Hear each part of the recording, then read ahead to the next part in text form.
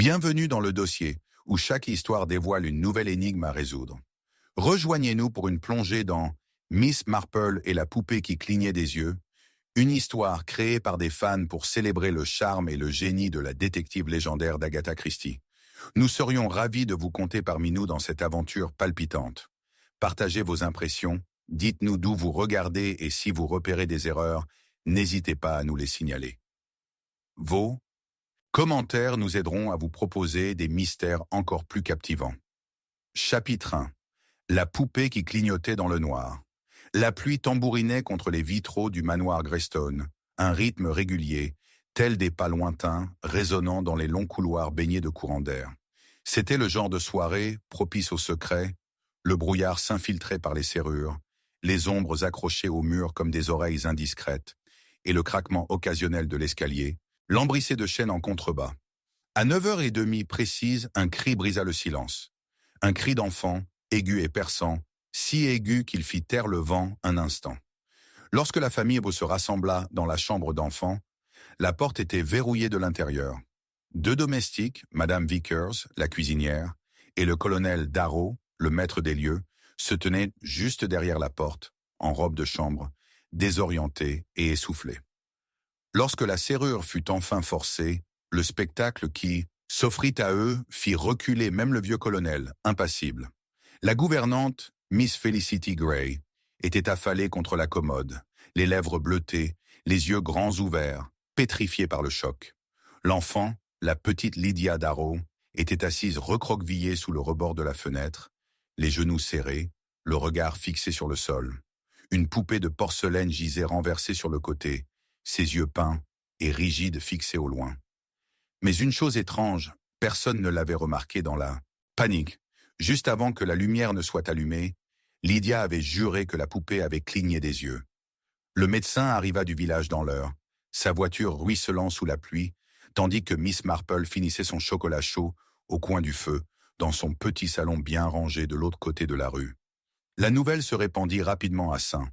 Margaret's Hollow, surtout lorsque la mort s'annonça. Le lendemain matin, Jane Marple avait déjà entendu parler de la catastrophe de Miss Gray et avait commencé, discrètement et sans cérémonie, à s'intéresser à elle comme à son habitude. Au manoir, le docteur Ridgewell avait déclaré du poison, mais il n'en savait pas précisément quelle sorte. Il n'y avait aucune blessure, aucun signe de traumatisme, pas de verre brisé ni de fiole renversée. La fenêtre de la chambre était fermée et verrouillée de l'intérieur. Les cendres de la cheminée, froides et intactes. Le plateau à thé de Mademoiselle Gray, laissé sur le buffet, fut examiné, mais ne présenta aucune trace de manipulation particulière. Une seule tasse avait été bue. Curieusement, le thé avait été préparé avec du lait, bien que Mademoiselle Gray, selon la servante Nora et la petite Lydia, ne prennent jamais de lait dans son thé. Miss Marple arriva sous prétexte de livrer des confitures de mûres à Madame Vicker, qui les accepta avec gratitude, un œil toujours fixé sur le palier. « C'est Lydia qui a crié, la pauvre brebis », murmura-t-elle en serrant le bocal contre elle. « Elle a vu quelque chose, d'horrible je suppose. Mais elle est devenue silencieuse maintenant.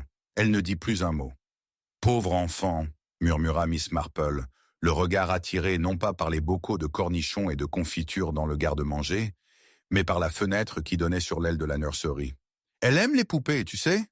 Madame Vickers fronça les sourcils. « Pas spécialement. Celui-là, c'est Mademoiselle Gray qui l'a apporté, je crois. Un cadeau le mois dernier. Une chose dégueulasse, à mon avis.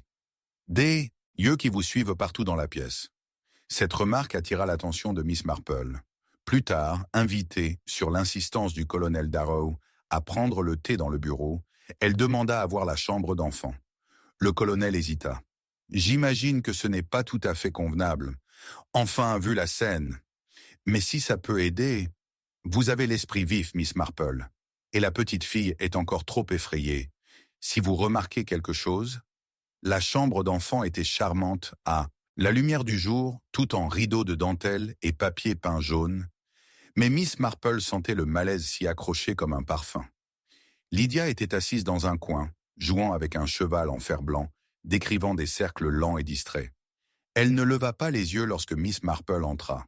Sur la commode, la poupée avait été remise debout, ses yeux vides fixant la pièce avec une immobilité troublante. Miss Marple s'agenouilla doucement près de la jeune fille. « C'est un beau cheval.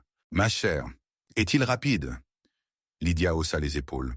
Son visage était pâle et baigné de larmes, mais ses doigts bougeaient lentement et délibérément. Miss Marple essaya à nouveau. « J'avais une poupée autrefois, Rosamond. Elle avait des cheveux en laine et des yeux qui se fermaient quand elle s'allongeait. Mais parfois, ils restaient ouverts. C'était très perturbant la nuit, je me souviens. » Les doigts de Lydia s'arrêtèrent. « Ses yeux n'étaient pas censés se fermer, » murmura-t-elle. « Les yeux de qui, chérie ? » « La poupée. Mais hier soir, ils l'ont fait. » Le regard de Miss Marple se porta sur la poupée, au visage de porcelaine, avec ses yeux peints à l'ancienne, ouverts. Pas de paupières mécaniques, pas de fils, pas de charnières astucieuses. Juste de la peinture.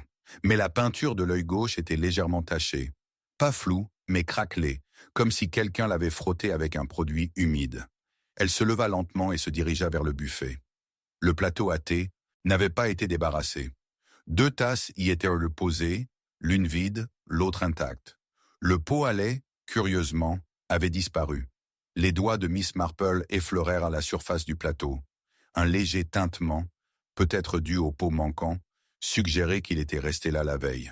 De retour dans le bureau, le colonel Darrow expliqua, presque sur la défensive, que mademoiselle Gray avait été une jeune femme raisonnable, sans ennemis et certainement pas de raison de se suicider. Elle a plutôt bien fait son travail, je suppose. Lydia est une enfant particulière, elle l'a toujours été. Du côté de ma défunte épouse, française vous savez, cette fille voit des choses. Elle se parle à elle-même. Mademoiselle Gray était gentille avec elle. Était-il proche ? Demanda Miss Marple d'un ton doux. Elle a dit que Lydia se réveillait souvent en pleurs la nuit. Elle a dit qu'elle avait peur d'être renvoyée. N'importe quoi. C'est chez elle. Miss Marple ne dit rien. Plus tard dans le salon, elle remarqua un léger parfum qui flottait encore dans l'air. Celui de Miss Gray peut-être. Quelque chose de lourd et de sucré. Un flacon était posé sur la cheminée, à moitié vide. À côté, une pile de lettres reliées par un ruban. Avec sa permission, Miss Marple les feuilleta rapidement, ses doigts gantés remarquant une enveloppe particulière parmi les autres. Son écriture était différente, élégante, fleurie. L'adresse de retour était maculée, mais elle distinguait les mots « Cambridge » et « April ». Une ligne à l'intérieur a retenu son attention. « Tu as jusqu'à la fin du mois. Je ne serai plus ignoré. » Ce n'était pas signé. La gouvernante avait un secret. Peut-être quelqu'un qui la connaissait avant Greystone. Un scandale, peut-être. Quelque chose qui aurait pu la suivre jusqu'ici. Ou quelqu'un d'autre. Sur le chemin du retour vers le village, Mademoiselle Marple s'arrêta chez l'apothicaire pour parler à Monsieur Henley, qui avait la langue bien pendue et la mémoire longue. « Miss Gray ?» répondit-il lorsqu'elle le lui demanda. « Oh oui, elle est venue il y a 2 semaines pour demander de la teinture de laudanum. Elle a dit que c'était pour les migraines. Elle n'en a pas acheté, mais elle s'est attardée. Elle semblait troublée. » De retour chez elle, Miss Marple, assise dans son salon, réfléchissait. Une poupée dont l'œil peint semblait avoir été trafiqué. Un enfant qui prétendait cligner des yeux. Une tasse de thé au lait pour une femme qui n'en buvait jamais. Un pichet manquant. Une lettre d'avertissement. Et une gouvernante qui avait peut-être des raisons de craindre quelqu'un. Un proche. Et puis il y avait Lydia elle-même. Les enfants étaient souvent plus perspicaces que les adultes ne le pensaient. Mais ils avaient aussi des façons particulières d'appréhender les choses. Elle avait vu quelque chose. C'était clair. Mais qu'avait-elle vu ? Une poupée clignotante, ou quelqu'un d'autre se déplaçant dans l'ombre. Ce soir-là, Miss Marple demanda à sa femme de chambre chérie de l'aider à envoyer un petit mot à la maison des Darrow, demandant un dernier détail. Le lendemain matin, Cherry revint avec un objet curieux, un mouchoir de Lydia. Miss Marple le présenta à la lumière et sourit légèrement. Là, faible mais indubitable, se trouvait une trace de poudre bleue près de l'ourlet. La même poudre qui, une fois humidifiée, pouvait très bien tacher la peinture. La même poudre que Lydia utilisait pour jouer les infirmières de ses jouets. Et puis vint le Dosidononai, clou du spectacle, un coup discret à la porte ce soir-là. Nora, la femme de chambre, s'était éclipsée pour parler en privé avec Miss Marple. « Elle m'a demandé de le faire », murmura Nora. « Mademoiselle Gray, elle a dit qu'elle ne dormait pas et qu'elle voulait tester quelque chose. Elle m'a donné un petit pot et m'a dit de le lui apporter après l'extinction des feux. Je ne pensais pas que c'était du poison, madame. Je vous jure, juste du lait. Elle a dit qu'elle ne voulait pas que quiconque le sache. Miss Marple la regarda attentivement. Où est la cruche maintenant? Je ne sais pas. Je l'ai laissée sur la commode. Mais quand je suis revenu, comme elle ne répondait pas, j'ai vu Lydia avec. Elle jouait. Elle disait qu'elle nourrissait sa poupée. Le piège n'était donc pas destiné à l'enfant. Mais d'une manière ou d'une autre, l'enfant en était devenu un élément. Miss Gray avait craint quelqu'un. Elle avait planifié quelque chose. Peut-être attraper un empoisonneur en simulant une maladie. Mais quelqu'un avait agi en premier. Et peut-être la poupée était-elle impliquée plus que quiconque ne le pensait. Miss Marple se tenait près du feu ce soir-là, la pluie ayant recommencé à tomber, douce et incessante, contre les vitres. Quelque part dans le manoir Greystone, un jouet d'enfant clignotait dans l'obscurité, non pas intentionnellement, mais parce qu'une fille intelligente, effrayée et seule, avait essuyé son visage peint d'une main trempée de larmes en regardant quelqu'un mourir. L'identité du meurtrier n'avait pas encore été révélée. Mais Miss Marple était désormais certaine de deux choses. Miss Gray avait eu peur de quelqu'un dans la maison. Et la réponse, comme toutes les réponses, était cachée à la vue de tous. Elle prit son tricot, mais ses doigts bougeaient lentement, pensivement. Demain, elle retournerait au manoir et poserait juste une dernière question. Quelque chose qui rendrait quelqu'un, peut-être la mauvaise. Personne très nerveux. Car personne n'avait encore expliqué pourquoi la tasse de thé de la gouvernante avait été placée dans le berceau de la poupée de Lydia après que l'enfant eut crié. Chapitre 2. La fenêtre qui s'est fermée toute seule.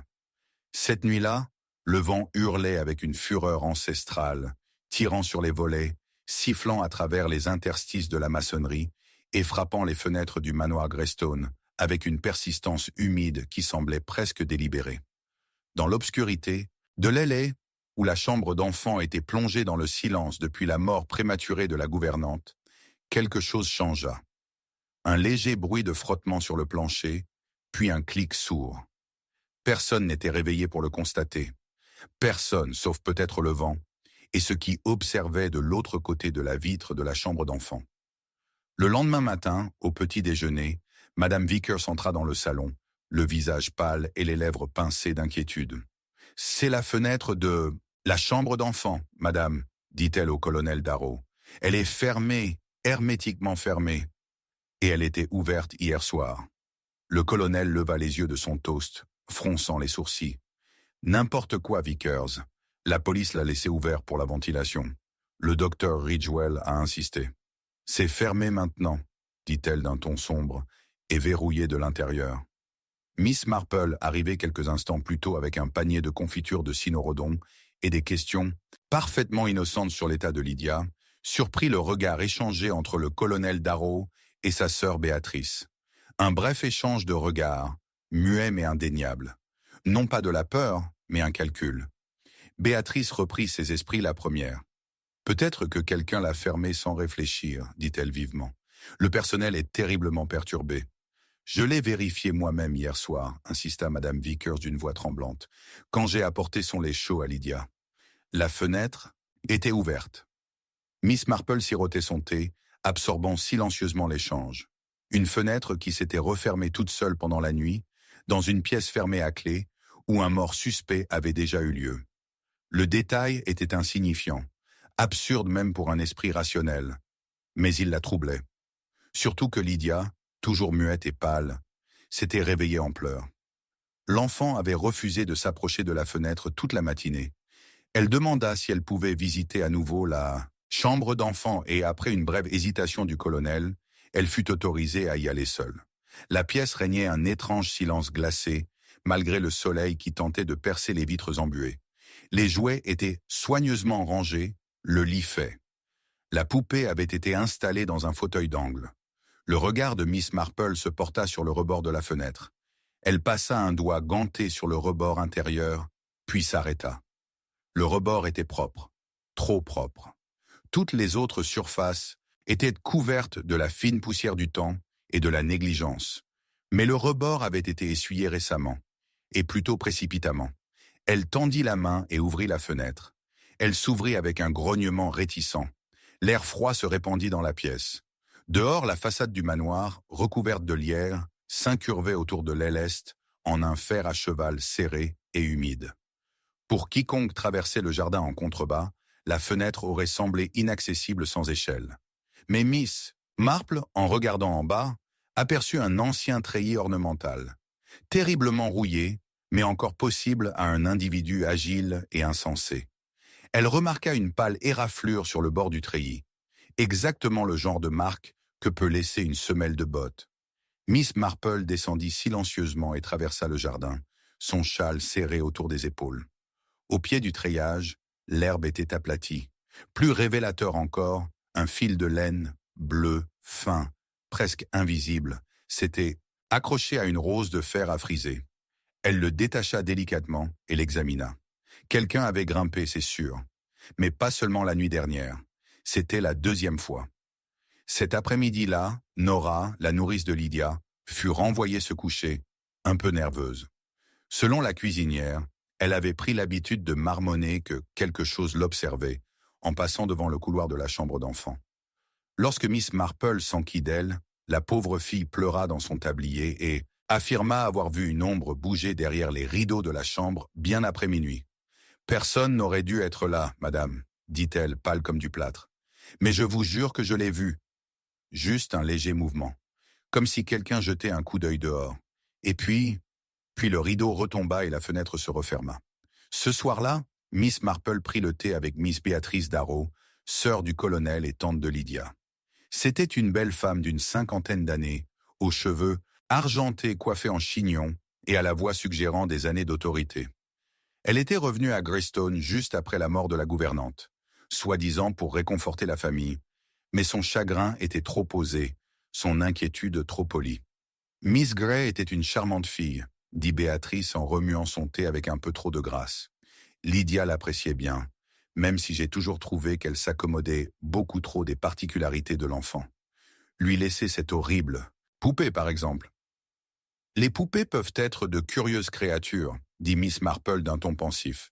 Elles ont une grande signification pour un enfant. Elles deviennent souvent des trésors. Béatrice parut perplexe. De quoi? La peur, les secrets, des choses qu'un enfant ne peut pas nommer. Béatrice se raidit.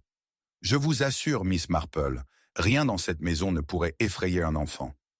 Peut-être pas maintenant, dit doucement Miss Marple, mais les enfants sont souvent plus sensibles que les adultes. Ils remarquent ce que nous oublions. Une dispute chuchotée, un inconnu dans le couloir, une larme essuyée à la hâte. Béatrice posa sa tasse. Tu crois que Lydia a vu quelque chose? Je pense qu'elle a peut-être vu plus qu'elle n'a compris. Ou quelque chose qu'elle a complètement mal compris. Un silence s'installa entre eux, rompu seulement par le carillon de l'horloge du couloir. Béatrice se leva et s'excusa, mais Miss Marple resta assise un moment encore, à contempler les fenêtres mouillées par la pluie.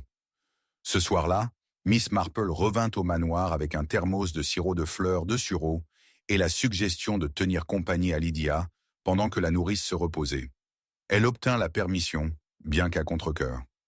La chambre d'enfant était faiblement éclairée par une petite lampe, et Lydia était assise, recroquevillée dans son lit, les yeux écarquillés, la poupée allongée face contre terre à côté d'elle. Miss Marple prit la chaise, à bascule près du feu et commença à tricoter, ses aiguilles claquant doucement dans l'obscurité. « Est-ce que tu parles parfois à ta poupée, Lydia ?» demanda-t-elle doucement, après un certain temps. La fille hocha la tête. « Que dites-vous ?»« Elle écoute, » murmura Lydia. « Parfois, je lui dis des choses. Des choses comme ce qui est arrivé à Miss Gray. » La lèvre de l'enfant tremblait. « Elle a été gentille avec toi, n'est-ce pas ?» Le signe de tête. « Elle t'a aussi révélé des secrets, n'est-ce pas ?» Lydia baissa les yeux. Puis lentement, elle glissa la main sous son oreiller et en sortit un morceau de papier plié. « Elle m'a dit de le cacher. » Miss Marple l'ouvrit avec précaution. C'était une lettre déchirée. L'écriture était élégante, mais tremblante. « S'il m'arrive quelque chose, ce sera parce que je connais la vérité. La fenêtre de la chambre d'enfant n'est jamais fermée. Attention à qui la ferme. Ce n'était pas signé. Miss Marple le fixa un long moment. L'indice était clair. Felicity Gray avait tenté de piéger quelqu'un. Quelqu'un qui était entré par cette fenêtre. Mais elle l'avait sous-estimé ou avait fait confiance à la mauvaise personne. Le lendemain matin, sous prétexte de rendre un livre emprunté, Mademoiselle Marple s'entretint avec l'agent de police qui avait participé à l'enquête initiale. « Aucun signe d'effraction, dit-il. Mais c'est étrange. La porte de la chambre de Mademoiselle Gray était verrouillée de l'intérieur. La seule issue était la fenêtre, et elle était ouverte. « Mais quelqu'un l'a fermée, murmura Miss Marple. Il hocha la tête. « Ce qui n'a aucun sens. »« À moins, dit-elle lentement, qu'elle ait été fermée par quelqu'un qui avait une raison de faire croire que personne n'était venu ou parti. » Elle retourna au manoir cet après-midi-là, et en passant devant le salon, elle aperçut Béatrice Darrow, debout près du feu, ajustant les plis d'une longue écharpe en laine bleue. De la même teinte, remarqua-t-elle, que le fil qu'elle avait trouvé sur le treillis. Miss Marple sourit agréablement en entrant. « Vous avez une très belle vue sur le jardin est, Miss Darrow. Voyez-vous la fenêtre de la chambre d'enfant depuis cette pièce ?» Béatrice se retourna. « Juste au bord. »« Pourquoi demandes-tu ça ?»« Oh, je me demandais juste. Il doit faire terriblement froid là-haut. Et la fenêtre, c'est tellement étrange, comme elle n'arrête pas de se fermer. » Béatrice ne dit rien. Miss Marple s'approcha du feu. Et la pauvre. « Miss Gray, dire qu'elle nous a peut-être laissé un indice. À propos de la fenêtre, c'est très malin de sa part, non ?» La main de Béatrice tremblait légèrement. Elle posa sa tasse de thé et dit « Si vous voulez bien m'excuser, j'ai un terrible mal de tête. » Elle quitta rapidement la pièce. Miss Marple se tenait silencieuse, les yeux rivés sur l'âtre. Là, à moitié caché sous le panier à bois, se trouvait un gant de cuir éraflé. Elle le souleva d'une main délicate. Un fil bleu s'accrochait, encore à son poignet. Elle ne dit rien ce soir-là. Mais dans son carnet, à la maison, elle ajouta une ligne sous les autres indices. Béatrice, treillis, fenêtre, fil. Et en dessous, souligné, pourquoi est-elle revenue à Greystone si soudainement? Et qu'a découvert Miss Gray avant de mourir? Dehors, le vent est revenu, grattant faiblement les fenêtres, comme s'il essayait une fois de plus de se glisser à l'intérieur. Miss Marple ferma son carnet et souffla la lampe. Quelqu'un était passé par cette fenêtre. Mais la question la plus pressante était désormais, allait-il réessayer? Chapitre 3. La lettre arrivait trop tard. Tout commença par un coup frappé à la porte de la cuisine. Non pas le coup assuré d'un voisin ou d'un artisan, mais un coup hésitant, irrégulier et presque d'excuse, comme quelqu'un qui ne savait pas vraiment s'il voulait être entendu. Madame Vickers, occupée à épousseter les plateaux d'argent avant le petit déjeuner, ouvrit la porte de derrière avec un profond soupir s'attendant à ce que le facteur ait oublié quelque chose.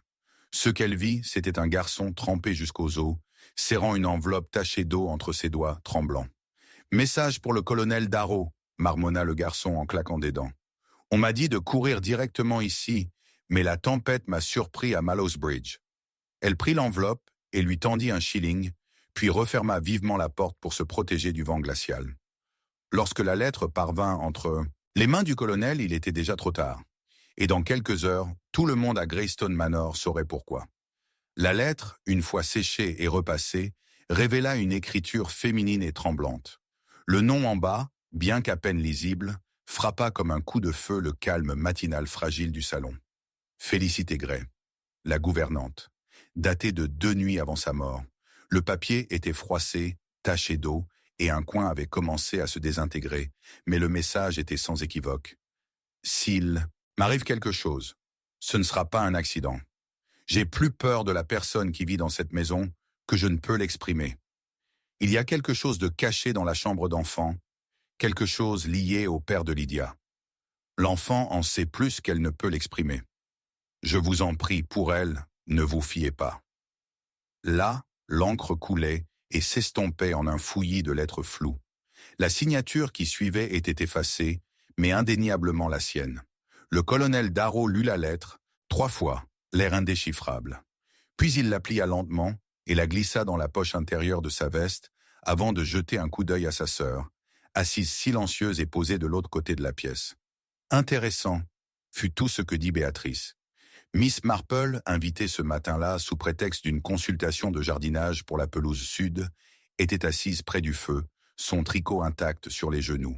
Son regard n'était pas fixé sur le colonel, ni sur sa sœur, mais sur Lydia qui se tenait silencieusement près de l'âtre, ses doigts caressant l'accoudoir usé d'un fauteuil en velours, le regard perdu dans le vide.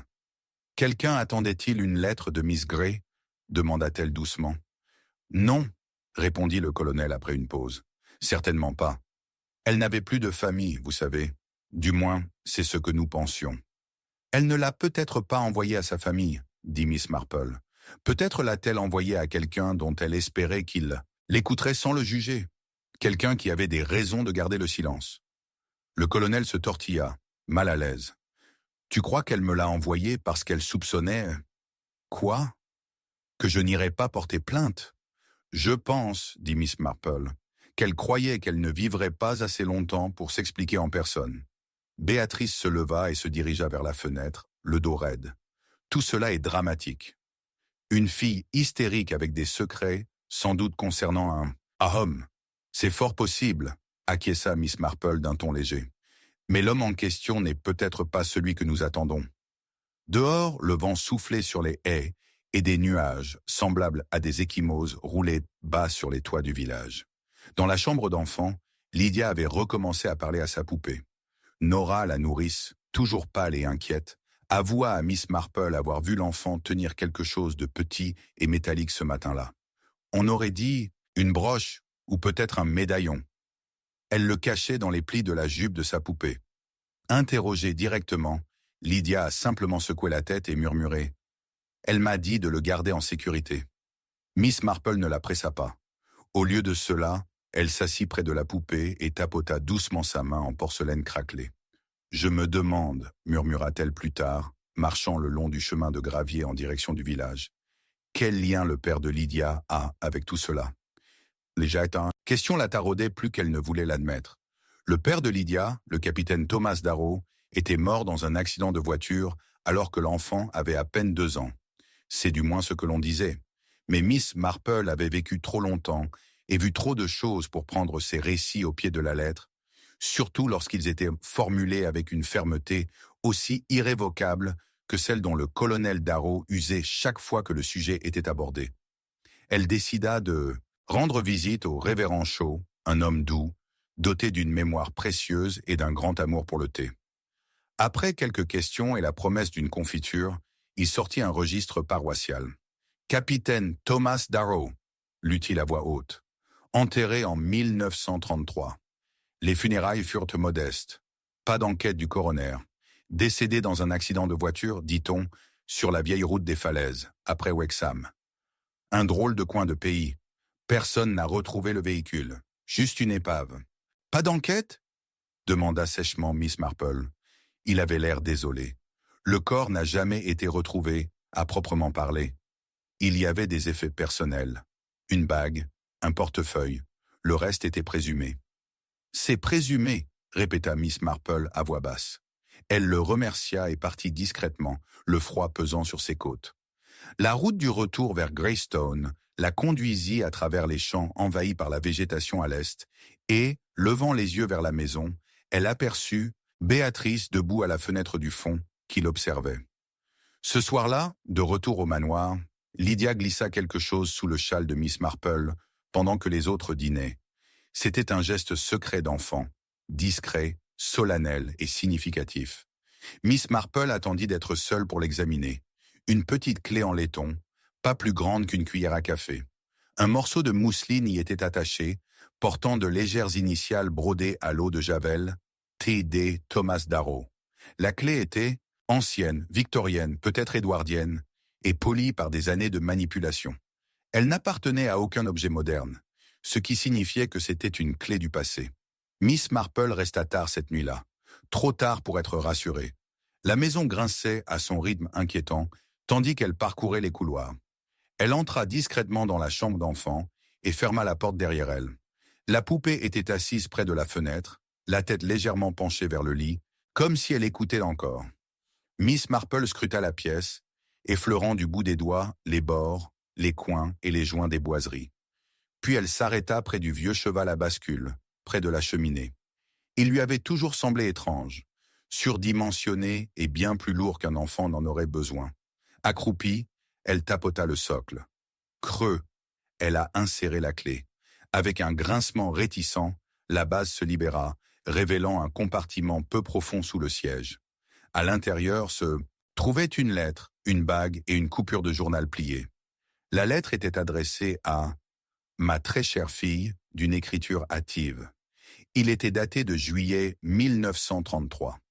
Si cela vous parvient, cela signifiera que j'ai échoué. Je ne peux pas tout vous expliquer, mais sachez ceci, je ne vous ai jamais abandonné. L'accident était une mise en scène. Il y a des choses que votre oncle ne peut pas savoir et que j'ai découvertes. Je crois qu'il veut m'effacer. Ne faites confiance qu'à votre mère. Je lui ai laissé des preuves. Elle saura quoi faire. Je prie pour qu'elle ait vécu assez longtemps pour vous voir grandir. Avec tout mon amour, T.D. La bague portait le blason de Darrow, mais contrairement à celle portée par le colonel, celle-ci avait été grossièrement limée à la base, comme pour effacer une gravure. La coupure de journal jaunie par le temps parlait d'un incendie à Cambridge fin 1933. Cet incendie avait coûté la vie à une jeune femme. Annabel Gray, sœur de Felicity, Miss Marple a remis les objets en place et a refermé le compartiment. En bas, l'air semblait plus lourd. Béatrice était de nouveau assise près du feu, caressant distraitement un coupe-papier en argent. « Tu es très bon avec Lydia », dit-elle sans lever les yeux. « C'est une enfant réfléchie », répondit Miss Marple, observeuse et très fidèle à la mémoire de sa gouvernante. La bouche de Béatrice se tordit légèrement. Felicity était une fille stupide. Elle fouinait dans des choses qu'il valait mieux laisser enfouies. Comme la mort du capitaine Darrow ? La pause fut juste assez longue pour confirmer les soupçons. Il était instable, finit par dire Béatrice. Inapte. Si vous saviez ce que je sais, j'imagine qu'il prévoyait de révéler quelque chose. Peut-être une malversation financière ou une indiscrétion passée. Béatrice se leva brusquement. Il allait détruire cette famille. Ou le protéger, rétorqua Miss Marple. Peut-être a-t-il découvert que Lydia était utilisée, manipulée, ou qu'elle avait hérité de quelque chose que quelqu'un d'autre convoitait. Les yeux de Béatrice se plissèrent. Tu parles comme si tu avais des preuves. Que des questions, pour l'instant. En partant, Miss Marple s'arrêta devant la porte d'entrée. L'orage était revenu. Le tonnerre grondait bas dans le ciel. Elle jeta un dernier coup d'œil en arrière. Béatrice se tenait au bout du couloir, tenant une bougie qui vacillait follement dans le courant d'air. La clé en laiton serait trouvée dans la poche du manteau de Miss Marple. Elle comprenait désormais ce que Felicity avait voulu dire dans sa dernière lettre. La chambre d'enfant recelait un secret, et ce secret commençait tout juste à lui murmurer sa vérité. Mais la question la plus urgente restait, si le capitaine Darrow n'était jamais mort dans cet accident, où était-il allé? Et qui d'autre le savait? Chapitre 4. Le portrait qu'il a vu mourir. La tempête reprit juste après le crépuscule, comme si le ciel lui-même était déterminé à s'abattre sur la maison au sommet de la colline. Le manoir Greystone se dressait, rigide, face à la fureur du vent et de l'eau, ses fenêtres luisant faiblement comme des yeux trop longtemps privés de sommeil. Quelque part à l'étage, des vitres claquaient dans leur cadre. Une porte lointaine s'ouvrait et se refermait avec un fracas plaintif. La gouvernante jura avoir tout verrouillé, mais dans ces lieux anciens, le passé avait toujours tendance à s'infiltrer. Ce fut Nora, la nourrice, qui trouva la porte du salon entr'ouverte alors qu'elle aurait dû être fermée pour la nuit. Elle était venue chercher le carnet de croquis de Lydia et ne s'attendait pas au vent glacial qui soufflait dans le couloir comme de la fumée. Elle entra prudemment, mais hurla en voyant quelque chose de bien trop immobile à la lueur du feu.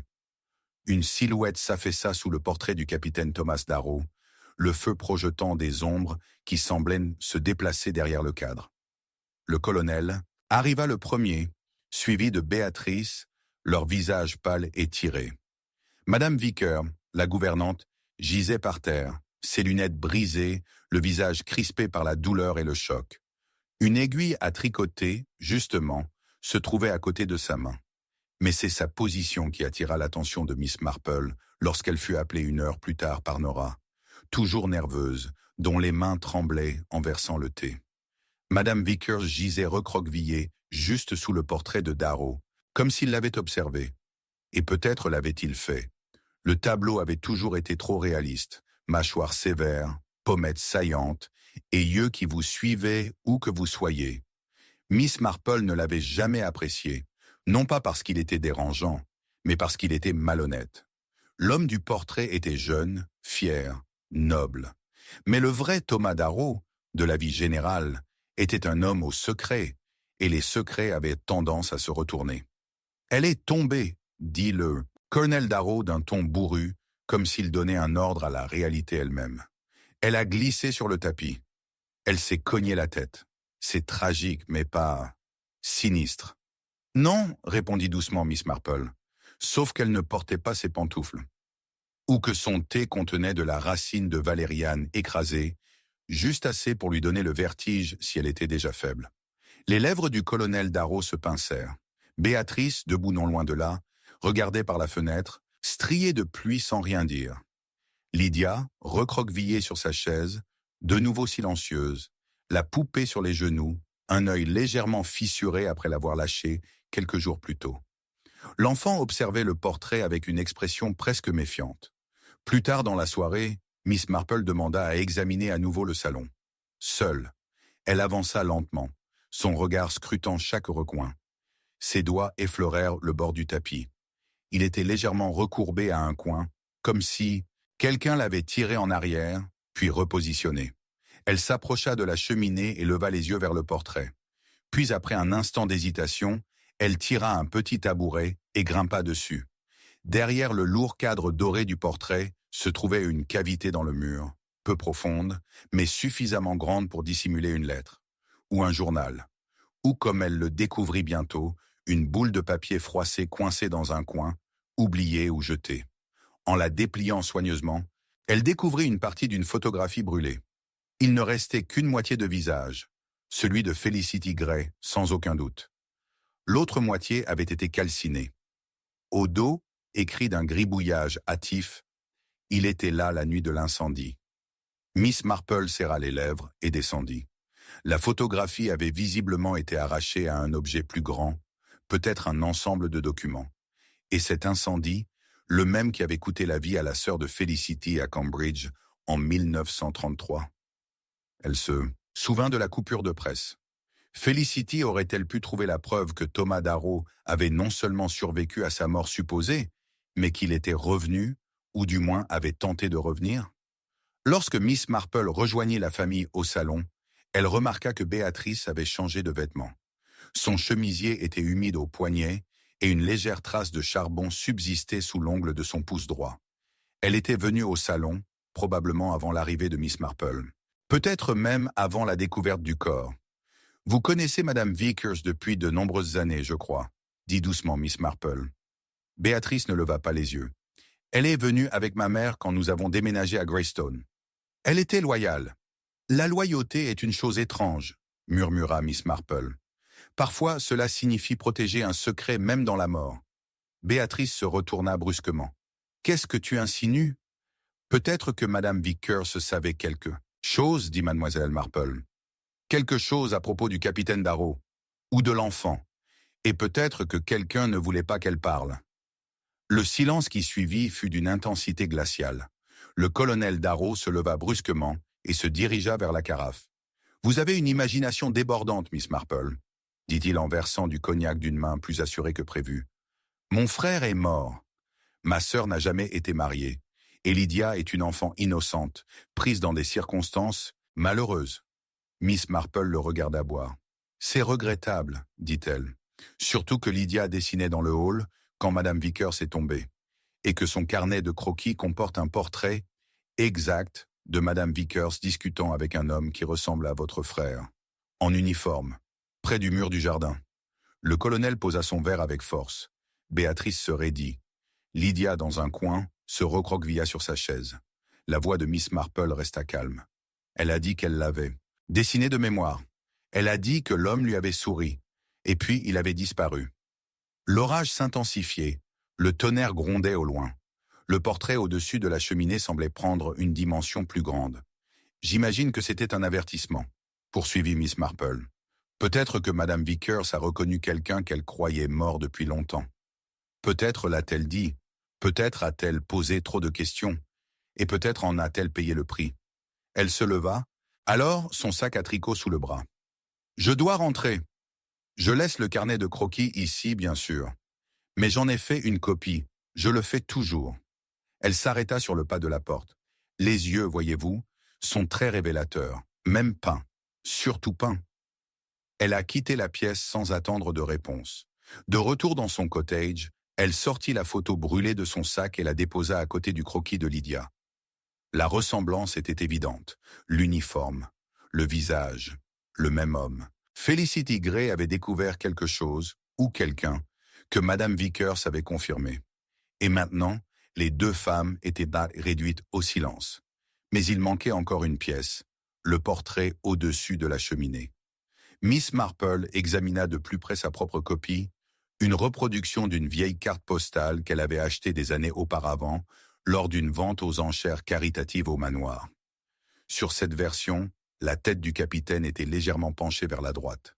Dans celui qui est maintenant suspendu au-dessus du feu, il s'est incliné vers la gauche. Un tableau différent, remplacé. Et quelqu'un a fait de gros efforts pour s'assurer que personne ne le remarque. Ce qui soulève la question, qu'est-ce qui se cachait dans le regard du portrait original? Miss Marple retourna à ses notes et souligna une phrase de sa propre écriture soignée et arachnéenne. Qui a remplacé le portrait et que voyait l'original? Chapitre 5. Le testament signé sous un déguisement.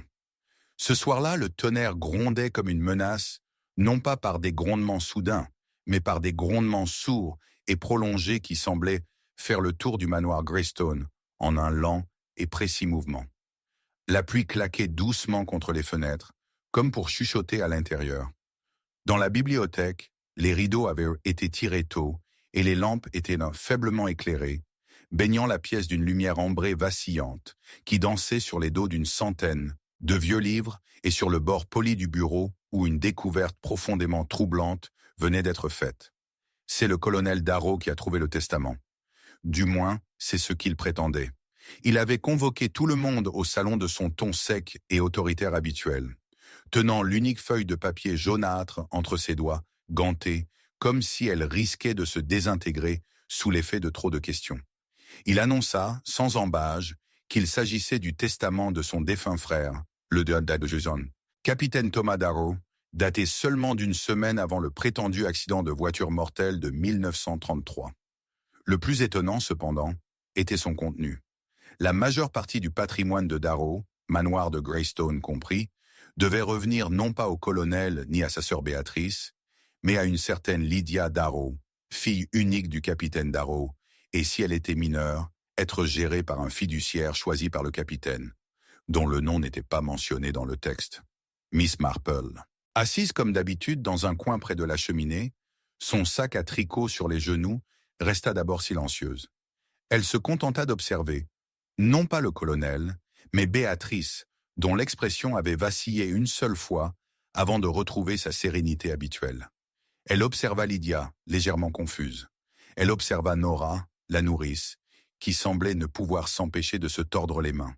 Puis elle demanda, très gentiment, si elle pouvait examiner le document de plus près.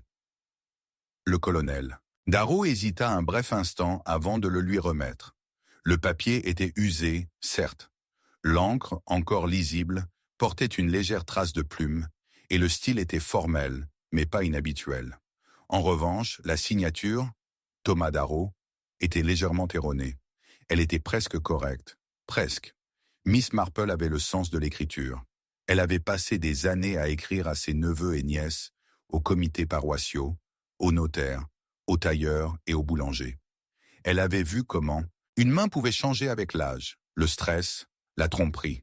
Et celle-ci avait une mauvaise pression sur le T, l'orthographe sur le D trop délibéré, comme si elle imitait plutôt que de se former naturellement. Elle ne dit rien de tout cela à voix haute. Bien sûr, pas encore. Elle se contenta de rendre le testament avec un léger hochement de tête. « Comme c'est curieux, dit-elle. » Dehors, la tempête s'intensifiait. Le vent s'abattait sur les volets, avec une force débordante, et une bûche, bougea dans la grille avec un soupir. « J'ignorais totalement que mon frère avait fait un tel testament, » dit le colonel d'un ton sec. « Mais je suppose que cela règle certaines questions. L'avenir de Lydia, par exemple.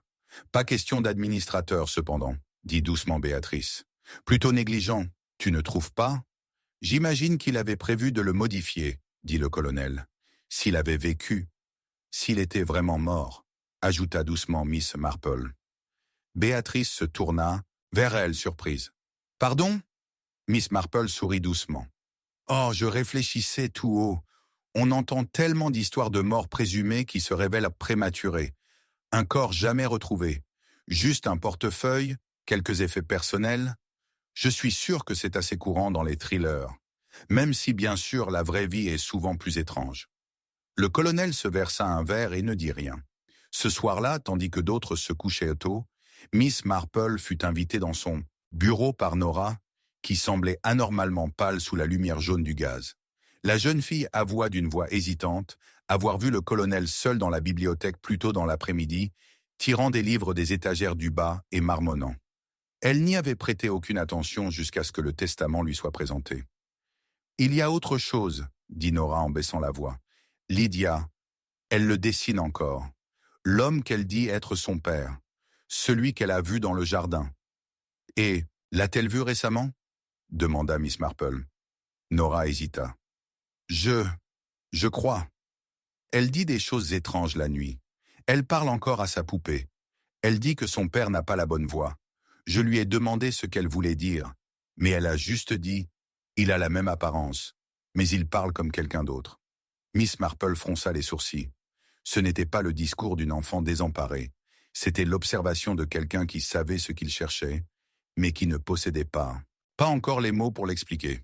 Une imitation peut-être, ou une tromperie.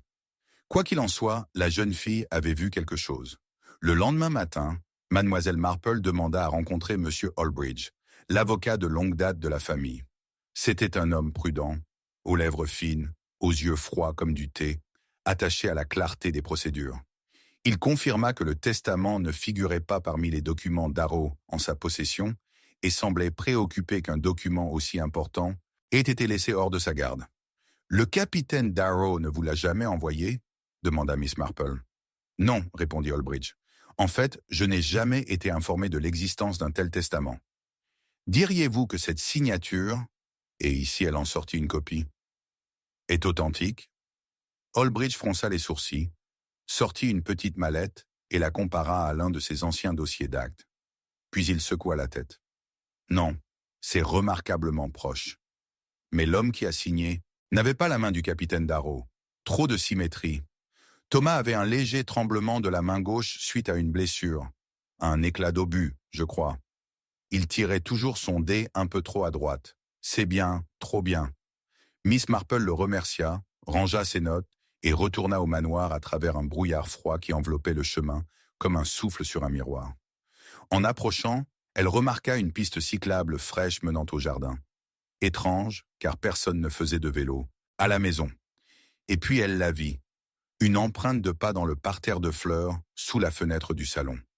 Une botte d'homme, à semelle étroite, du genre de celle que portent souvent les soldats ou ceux qui souhaitent paraître comme tels. À l'intérieur, elle trouva Lydia jouant tranquillement dans la chambre d'enfant, fredonnant une berceuse que Miss Marple ne reconnaissait pas. Interrogé, l'enfant répondit « C'est l'homme à la voix douce qui l'a chanté. » « Est-il entré par la fenêtre ?» demanda Miss Marple, mais la jeune fille secoua simplement la tête. « Non, il était déjà là. » Ce soir-là, le colonel annonça que le testament serait lu solennellement, en présence du notaire, le lendemain. Béatrice resta silencieuse. Nora était soudain trop malade pour se présenter. Lydia, toujours serrée contre elle, observait tout le monde avec la patience méfiante de quelqu'un de bien plus âgé qu'elle. Après le dîner, Miss Marple demanda à visiter à nouveau la bibliothèque. Elle prétendait chercher un livre de fleurs sauvages séchées, mais en réalité, ses yeux scrutèrent la cheminée, le bureau, le bord du tapis. Arrivée au bureau, elle ouvrit un tiroir au hasard et trouva ce qu'elle soupçonnait. Une vieille enveloppe adressée à Holbridge, jamais postée. Elle était timbrée et cachetée, mais jamais postée. À l'intérieur se trouvait une lettre de Felicity Gray, daté de la semaine précédant sa mort. Elle commençait ainsi: « Je crains que le testament n'ait été falsifié. Quelqu'un compte l'utiliser pour faire disparaître Lydia. Le vrai testament a été caché par son père. Si vous le trouvez, n'hésitez pas à demander de l'aide à Miss Marple. » La pièce tournoyait maintenant, doucement mais avec une force croissante. Le faux testament, le portrait remplacé, la photographie brûlée, la gouvernante réduite au silence. Et maintenant, un faux document destiné à transmettre la succession à un enfant dont la tutelle était discrètement manipulée en coulisses. Miss Marple recula de son bureau au moment même où une planche craquait derrière elle. Elle s'est retournée. Béatrice se tenait sur le seuil, les yeux brillants à la lueur du feu, les bras croisés. « Tu cherches une lecture pour dormir ?»« Je remonte simplement les traces de mes racines, » répondit Miss Marple. « Je trouve qu'il y a toujours quelque chose sous la surface, si on écoute. » Béatrice ne bougea pas. « Tu t'es beaucoup attachée à Lydia. Elle me rappelle quelqu'un, » dit Miss Marple. « Quelqu'un qui voyait ce que les autres ignoraient. Une petite fille de notre village a un jour démantelé un réseau de cambriolage en remarquant que quelqu'un portait les mauvais lacets un jour sur deux. » L'expression de Béatrice tressaillit légèrement. « Je suppose que Lydia aussi tire des conclusions. »« Oui, » répondit Miss Marple d'une voix douce. « Et elle dessine les gens, souvent de mémoire, l'homme en uniforme par exemple, avec la mauvaise voix. » Le silence s'est prolongé. « Soyez prudente, Miss. »« Marple, » dit enfin Béatrice, « cette maison a déjà assez souffert. Alors peut-être qu'il est temps d'arrêter de prétendre que tout cela était accidentel. » Miss Marple quitta la pièce et se dirigea lentement vers la chambre d'enfant. Lydia s'était endormie, sa poupée sous le bras, un carnet de croquis ouvert sur les genoux. Miss Marple souleva doucement la page. Là, au crayon et au pastel, se trouvait une photo du salon. Le colonel Darrow, Béatrice, Nora, elle-même, et un homme près de la fenêtre. Son uniforme était trop moderne pour 1933. Ses yeux étaient en bizarre. Mais la signature en dessous disait « Conseil » et il tenait un stylo. La même main qui a signé le testament. Mais ce n'était pas la main du capitaine Thomas Darrow. Et Miss Marple savait maintenant exactement à qui appartenait ce trésor. Chapitre 6. Les pas qui ont coulé sans bruit. La pluie n'avait pas cessé depuis 2 jours, et le sol autour du manoir Greystone s'était transformé en un bourbier mou et traître. Et l'homme Roseraie se dressait comme un souvenir noyé sous un sol glissant, et le chemin menant au lac, derrière la haie est, était si gorgé d'eau que chaque pas menaçait de s'y perdre. Les couloirs du manoir résonnaient d'une humidité qui leur était propre, un malaise qui s'accrochait au mur comme une brume. Le 3e matin, la servante Nora, encore pâle de son récent évanouissement, se précipita dans la salle à manger, serrant une paire de galoches boueuses dans ses mains tremblantes. « C'est à lui, » murmura-t-elle à Miss Marple, le regard nerveux rivé sur le colonel. « Mais il n'est jamais sorti avec, pas hier soir. » Miss Marple les lui prit en silence. Les semelles étaient crêtes et couvertes de boue grise, mais ce qui la frappa le plus, c'était l'état des boucles, humides mais propres, comme si quelqu'un les avait enfilées brièvement. Elle jeta un coup d'œil vers la fenêtre du couloir, où une légère traînée de boue séchée marquait le bord du tapis. Quelqu'un était entré par la pluie, mais n'avait laissé aucune trace sur les allées du jardin. Aucune empreinte, ni dans les parterres, ni dans le gravier. Juste un sentier qui partait de l'entrée et du manoir. Et le lac, au-delà, était très, très calme. En milieu de matinée, le brouillard s'était épaissi. Si bien que les arbres bordant le domaine de Darrow ressemblaient à des coups de pinceau d'aquarelle se dissolvant dans le ciel. Miss Marple demanda une promenade. « Pour ses articulations ?» dit-elle à Béatrice, qui la regarda, partir avec ce même détachement poli et froid qu'elle arborait toujours, comme une de ses broches. Au bord du lac, là où les roseaux avaient poussé hauts et sauvages, Miss Marple s'arrêta, laissant le bas de son manteau trempé dans l'herbe mouillée. L'eau, habituellement miroitante et calme, était devenue trouble et sombre, ondulant légèrement comme si elle était perturbée non par le vent, mais par quelque chose en dessous. Elle s'accroupit au bord et examina le sol. Il aurait dû y avoir des empreintes de pas, des empreintes, n'importe quoi. Mais tout ce qu'elle trouva, ce fut une surface anormalement plate dans les roseaux, comme si quelque chose avait été traîné, ou quelqu'un. Et dans la boue juste derrière elle, partiellement masquée par une touffe de mousse, se trouvait un unique gant, en cuir, taille homme, coûteux. Elle le souleva avec précaution. À l'intérieur du poignet était cousu un nom, presque effacé, T.D. De retour au manoir, elle sécha ses gants près du feu et demanda à parler en privé au colonel Darrow. Il accepta avec raideur, les rides autour de sa bouche se creusant, tandis qu'il se versait un whisky. « Je dois vous demander, colonel, dit Miss Marple, quand avez-vous visité le lac pour la dernière fois ?» Il leva les yeux surpris. « Le lac ? Pas avant des semaines. Pourquoi ? J'imagine que c'est plutôt calme là-bas, un endroit idéal pour parler en toute confiance, ou pour rencontrer quelqu'un en secret. » Il fronça les sourcils. « Qu'est-ce que tu insinues ? » « Je me demande simplement si quelqu'un d'autre l'aurait visité, » répondit-elle. « Disons, quelqu'un que l'on croyait mort depuis longtemps, quelqu'un qui souhaiterait rester caché. » Sa main se serra plus fort sur la vitre. « Tu crois que mon frère est vivant ? » « Je pense que Lydia le croit, je pense que Felicity Gray le croyait, et je pense que quelqu'un a tout mis en œuvre pour que personne ne puisse le prouver. » Il ne répondit pas, mais l'étincelle dans ses yeux lui en dit assez. Après le déjeuner, Miss Marple reparla à Nora. La jeune fille était bouleversée. « Je les ai entendus, Miss. » Des voix, deux. Près de l'ailée, je n'étais pas censé être réveillé. J'allais chercher la couverture de Lydia. L'une d'elles était celle du colonel, je crois. L'autre, ça ne ressemblait à personne que je connaisse. Mais quand j'ai regardé dehors, il n'y avait aucune trace de pas. Aucune. Juste des roseaux qui bougeaient. Miss Marple hocha lentement la tête. « Et les galoches ? » « Je les ai trouvées devant la buanderie, mais la doublure était sèche et propre. Ils n'avaient pas été portés pour une promenade. »« Non, » répondit Miss Marple. « On les portait pour faire croire que quelqu'un avait marché. Mais cette personne n'est jamais revenue. Cette nuit-là, la tempête revint en force. Les fenêtres claquèrent comme l'intérieur d'un wagon, et les arbres gémirent sous le poids du vent. À minuit, Miss Marple se leva de son lit, s'enveloppa dans son châle et descendit l'escalier principal. Elle passa devant la galerie de portraits endormis, les volets clos, l'horloge à long boîtier tic-tac comme un cœur patient. Arrivée dans le couloir du fond, elle s'arrêta. La porte celle qui menait au sentier du lac, était entr'ouverte. Pas très large, mais suffisamment pour laisser entrevoir l'humidité qui luisait sur la pierre juste au-delà.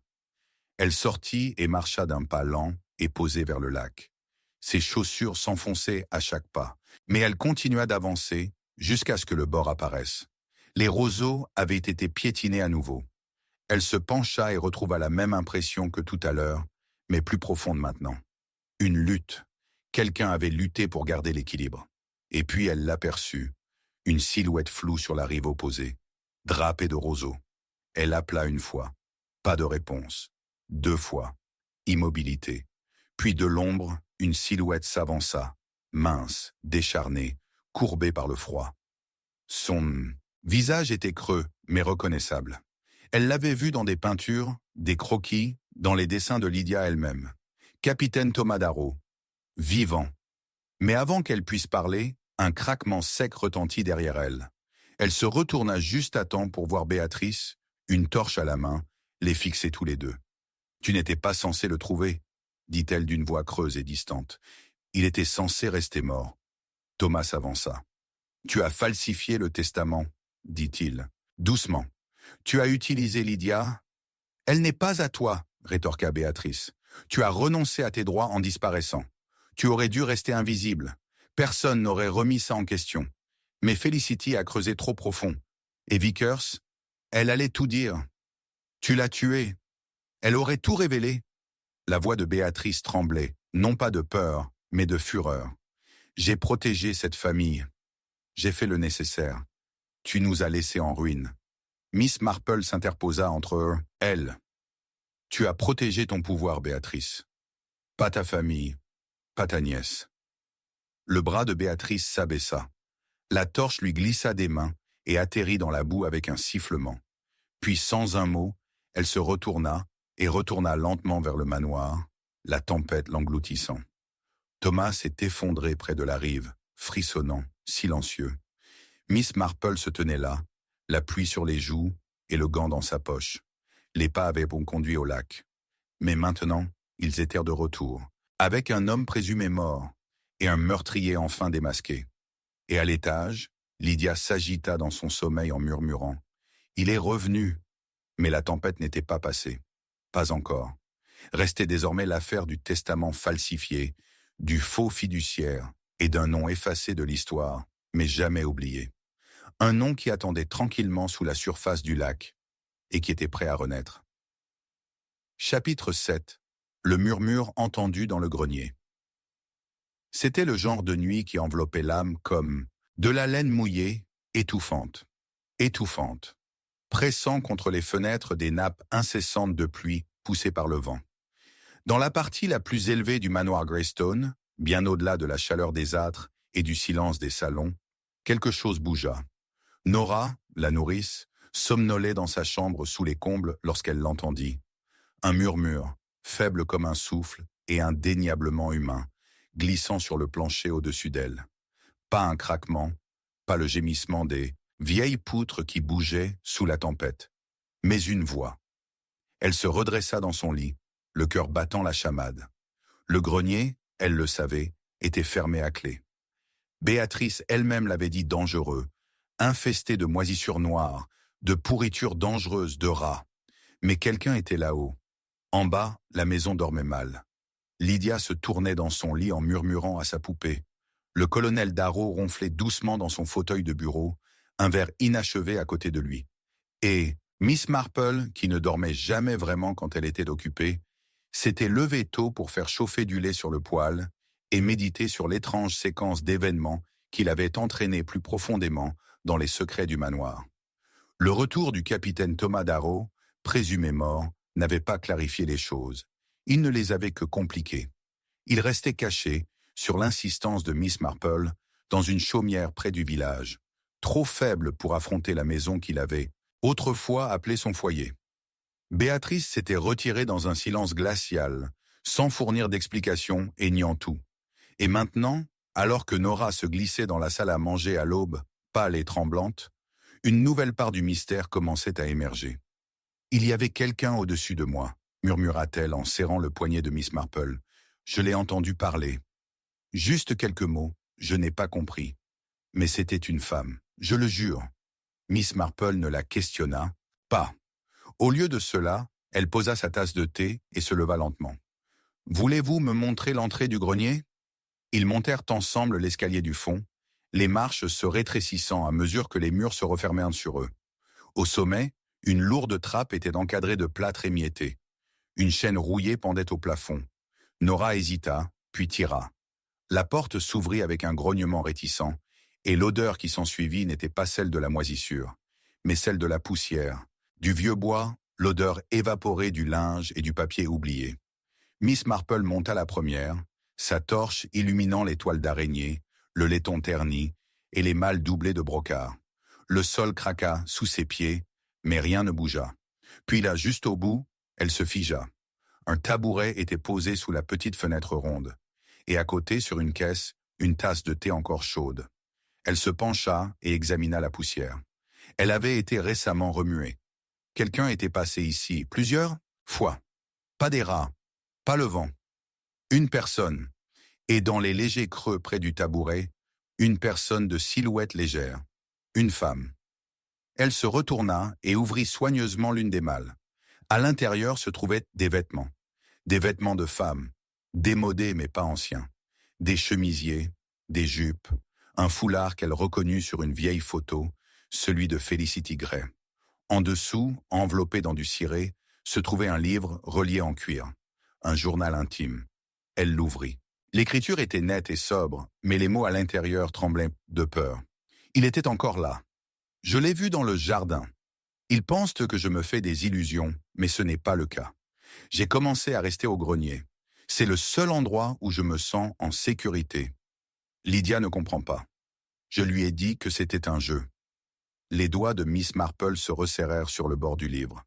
Je crois que Béatrice le sait. Je crois qu'elle l'a laissé entrer. Des pas résonnèrent, anti-sentinum. Contrebas. Miss Marple éteignit la torche. Elle attendit, le souffle coupé, que les bruits s'estompent. Puis silencieusement, elle redescendit. Cet après-midi-là, dans le jardin, Béatrice taillait les rosiers fanés avec une précision alarmante. Elle ne leva pas les yeux à l'approche de Miss Marple.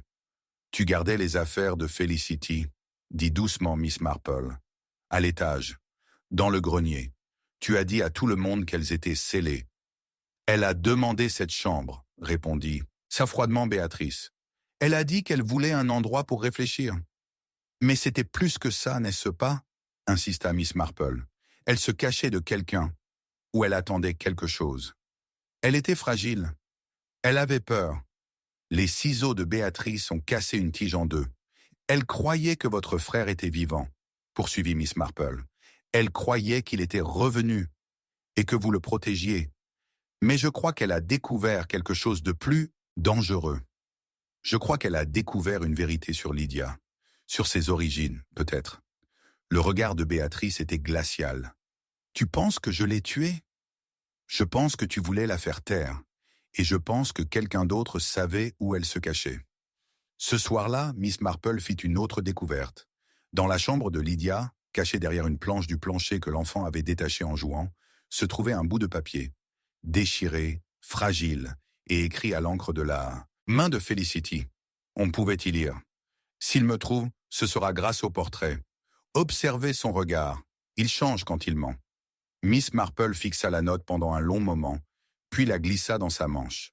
Plus tard, dans le salon, elle se retrouva devant le portrait de Thomas Darrow. Il avait été retouché, repeint subtilement. Mais les yeux, ils ne correspondaient pas. L'un d'eux était légèrement plus clair, juste un ton, juste assez pour suggérer la tromperie. Et dans la lumière, vacillante du feu, il semblait presque bouger. Elle a reculé. Un murmure parcourut le couloir derrière elle. Pas le vent, pas la maison. Une voix, doux, féminin, et terrifié. Miss Marple se tourna vers l'escalier, le cœur battant. Le grenier n'était pas vide. Il y avait encore quelqu'un, toujours caché, et que quelqu'un venait de parler. Chapitre 8. L'œil de poupée qui n'était pas en verre.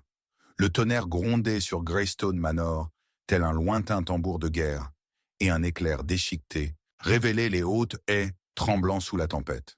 Dans la chambre d'enfant, où Miss Marple avait été chargée de tenir compagnie à Lydia, pendant que Nora se couchait nerveuse, les ombres dansaient plus longtemps que la flamme de la bougie ne pouvait les chasser.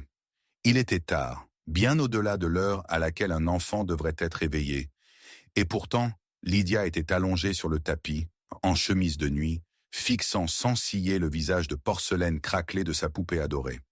Le feu sifflait et crépitait dans la cheminée, et la pluie s'abattait plus violemment sur les fenêtres. « Elle voit tout », murmura Lydia sans lever les yeux. Miss Marple la regarda depuis son fauteuil, son tricot oublié sur ses genoux. « Qui, ma chère ?»« Mirabelle. C'est son nom. Je ne l'avais pas dit avant, mais elle m'a dit que je pouvais maintenant. » Le visage de la poupée était toujours aussi serein, un œil peint légèrement terni par une chute lointaine. Mais ce n'était pas l'expression qui troublait Miss Marple, mais la forme de son œil gauche. Il n'avait jamais semblé tout à fait normal. Cet œil, contrairement au droit, n'était pas seulement fêlé, il avait été falsifié. « Sais-tu qui t'a donné Mirabelle ?» demanda-t-elle doucement. Lydia hocha la tête. « Mademoiselle Gray. Mais elle a dit qu'elle ne l'avait pas achetée neuve. Elle l'a trouvée au grenier, enveloppée dans une écharpe. » L'attention de Miss Marple s'éveilla. « Elle l'a trouvée ici, à Greystone. » « Oui, elle a dit que Mirabelle m'attendait. Mais elle ne savait pas combien de temps. » Miss Marple se leva et s'avança vers la poupée. Son ombre s'étendait sur le sol de la chambre d'enfant. Elle souleva doucement le jouet, inclinant le visage vers la lumière du feu. Son œil gauche brillait étrangement. Ni peint, ni en verre. « Puis-je l'emprunter un instant ?» demanda Miss Marple.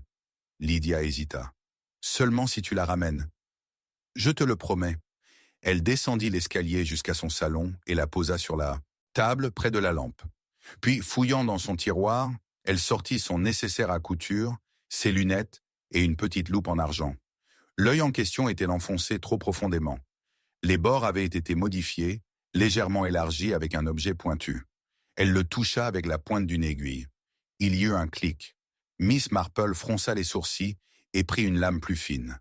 Avec une précision et une lenteur méticuleuse, elle ouvrit le bord de l'orbite jusqu'à ce que l'œil se libère, avec un léger bruit sec. Ce qui se trouvait en dessous lui coupa le souffle. C'était une minuscule lentille, un monocle presque.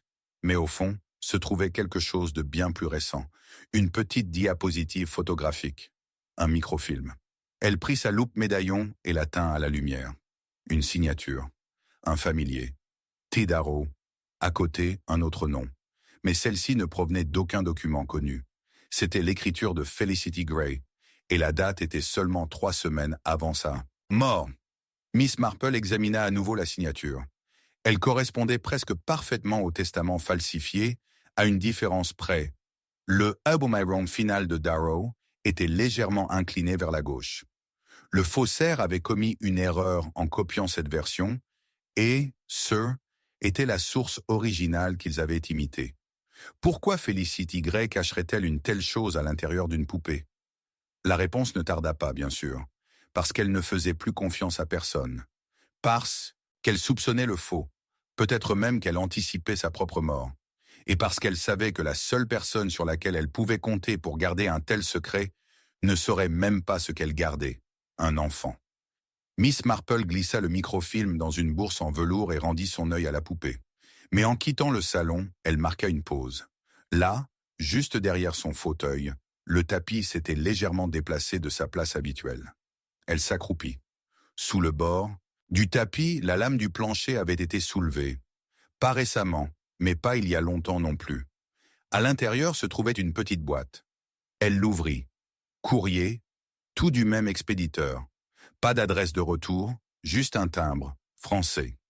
Le tout écrit d'une écriture ondulée, juste assez tremblante pour paraître vieillie. Et sur chaque envoi, une variante du même message. Je ne peux pas revenir tant que ce n'est pas sûr. Mais elle ne doit pas hériter. Ils se serviront d'elle. Gardez les documents cachés. Thomas Darrow n'avait pas simplement disparu. Il avait été regardé. Et peut-être quelqu'un d'autre aussi. Le lendemain matin, Béatrice entra tard dans la salle du petit déjeuner, les cheveux en bataille, son châle jeté à la hâte sur ses épaules. « La poupée, dit-elle sèchement, a disparu. »« Non, répondit Miss Marple en remuant son thé. Elle a retrouvé sa place légitime. Les yeux de Béatrice se plissèrent. « Tu l'as touchée. »« Je l'ai fait. Et quel cadeau. Remarquable ce fut pour Lydia. Tellement chargé d'histoire. Si délicatement. Modifié. » Béatrice s'assit en face d'elle. « Qu'est-ce que tu insinues maintenant ? Je me demande pourquoi vous n'avez jamais mentionné votre propre correspondance avec Felicity Gray. » Béatrice se figea. « Quoi ? J'ai trouvé les lettres. » De ta main. L'encourageant à garder le silence, l'avertissant de ne faire confiance à personne d'autre, lui rappelant que l'héritage de Lydia pourrait entraîner un malaise. Béatrice resta silencieuse un instant, puis soupira. Elle devenait paranoïaque, obsédée par les fantômes, les complots. Elle a été assassinée. Béatrice tressaillit. La voix de Miss Marple s'adoucit. Qu'est-ce qui vous effrayait le plus, Miss Darrow ? Qu'elle sache que votre frère était peut-être encore en vie, ou qu'elle sache que l'enfant était la clé de tout. Le testament, le manoir, la succession. Elle n'était pas dans son assiette. Mais elle avait raison. Et ça, je crois, c'est ce qu'on ne peut jamais pardonner. Béatrice se leva et quitta la pièce. Mais Miss Marple n'avait pas fini. Elle retourna à la chambre d'enfant plus tard dans l'après-midi, où Lydia dessinait tranquillement. Elle traça ses traits soignés habituels, les visages qu'elle voyait dans les coins des pièces, les gens qui traversaient le manoir tels des fantômes. Mais le croquis d'aujourd'hui était différent. Il montrait une femme, penchée sur quelque chose. Derrière elle, la poupée, et dans sa main, un stylo. Miss Marple pointa du doigt. « Qui est-ce, ma chère ?» Lydia haussa les épaules. Tante Béatrice a dit qu'elle la soignait, mais elle m'a dit de ne rien dire. La confirmation finale. Félicité avait placé le microfilm à l'intérieur de la poupée. Mais quelqu'un autre, je l'avais déjà trouvé avant. Et puis remettez-le. Trop tard. Le regard de Miss Marple se posa sur la fille. A-t-elle dit qu'elle la réparait ? Lydia hocha la tête. La veille de la chute de Miss Gray. Bien sûr, Félicité l'avait confronté. Peut-être pas avec certitude, mais avec suspicion. Et Béatrice l'avait fait taire. Mais la vérité avait attendu patiemment, dans un silence de porcelaine, derrière un œil sans verre. Et maintenant, il avait enfin vu le jour. Miss Marple se leva et se tourna vers la porte. Elle parlerait avec l'avocat. Elle lui montrerait le microfilm. Elle invoquerait Thomas Darrow. Le jeu était presque terminé. Et Béatrice élégante, glaciale, vigilante, allait bientôt découvrir que l'enfant qu'elle essayait de contrôler en avait déjà trop vu. La poupée avait tout regardé. Et maintenant, tout le monde le ferait aussi. Chapitre 9. La tasse de thé qui a raté sa cible. La pluie était revenue en force, fouettant les fenêtres du manoir Greystone en longs et violents coups, comme si le ciel lui-même cherchait désespérément à dissiper le poids des secrets qui subsistaient entre ses murs. Dans le salon, la cheminée crépitait d'une douce chaleur, sa lueur orangée se reflétant sur les tasses en porcelaine et les cuillères à café en argent soigneusement disposées pour le thé de l'après-midi. Il y avait quelque chose d'étrangement théâtral dans la scène. Miss Marple le pensait, assise, les mains gantées jointes calmement sur ses genoux, observant le rassemblement avec la même patience ardente qu'elle accordait à toute scène. Tous les acteurs étaient en place. Béatrice, calme et vive comme toujours, versait le thé avec une cérémonie précise. Le colonel Darrow, le dos raide, les yeux cernés. Lydia, silencieuse, tripotant le coin de sa robe. Nora, pâle, se tenait derrière elle comme une doublure nerveuse. Et elle-même, une simple vieille femme qui avait réclamé une dernière tasse de thé avant de retourner au village. Mais ce n'était pas pour du thé qu'elle était venue. Elle avait observé attentivement Béatrice se déplacer parmi les tasses. 6 en tout, chacune ornée d'une petite rose peinte, disposée sur le plateau d'argent, comme « toujours, sauf une ». Le regard de Miss Marple avait capté un léger glissement, une hésitation dans la main de Béatrice, alors qu'elle posait une tasse spécifique à l'extrême gauche du plateau. Le motif était différent, subtil mais pas invisible. Une tige d'épines au lieu d'une feuille. Ce n'était pas une tasse du service habituel. Béatrice le déposa devant le colonel, son sourire toujours aussi doux. « Du lait, cher frère ?» Il grogna. « Un tiret ?» Miss Marple se pencha en avant, d'un ton doux. « Oh, je vais servir, si ça ne vous dérange pas. Je me sens toujours coupable de ne rien faire. » Béatrice hocha la tête avec courtoisie et recula.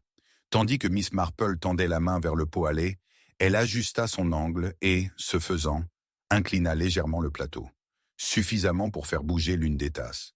Ce n'était pas celui du colonel, c'était le sien. La tasse de thé qu'elle avait l'intention de lui passer ne lui était pas parvenue du tout. Elle le vit clairement alors. Le changement avait été trop rapide, trop maîtrisé. Béatrice avait livré la mauvaise tasse, ou plutôt, exactement la bonne tasse à la mauvaise personne. Le colonel prit une gorgée et grimaça. « C'est un peu fort, non ?» L'expression de Béatrice ne broncha pas. Miss Marple posa doucement sa propre tasse, intacte. « Je dois dire, dit-elle d'un ton léger, que ce temps est épouvantable. Ça me rappelle l'empoisonnement de Bancroft. Vous vous souvenez? Dans le Devonshire. Un véritable scandale. » Le front de Béatrice se contracta. « Quelqu'un a glissé de l'aconie dans le Bordeaux, poursuivit Miss Marple en remuant son thé pensivement. Mais le plus intéressant, c'est que la mauvaise personne est morte, parce que la victime n'avait bu que de l'eau ce soir-là. » Lydia leva les yeux, les sourcils froncés. Miss Marple continua sur le même ton aimable. « C'est étrange, n'est-ce pas, comme il est facile d'égarer une tasse de thé?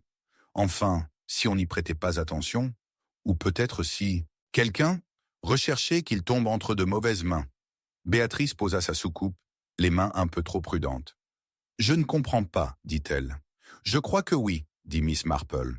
Voyez-vous, j'observe le thé depuis plusieurs jours. Un rituel, pourrait-on dire.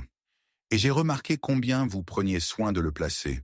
Toujours la tasse de Lydia avec la plus petite anse. Celle du colonel Darrow avec la soucoupe à bord argenté. La mienne, toujours la dernière. Mais aujourd'hui, vous avez hésité. » Il y eut un silence. « Et pourquoi quelqu'un serait-il aussi précis, continua Miss Marple, à moins qu'il ne veuille qu'une certaine tasse atteigne une certaine personne. » Les lèvres de Béatrice s'amincirent. Vous suggérez quelque chose de très sérieux, Miss Marple. Je dis une évidence. Le poison était destiné au colonel, n'est-ce pas? Sauf que vous l'avez versé dans la mauvaise coupe.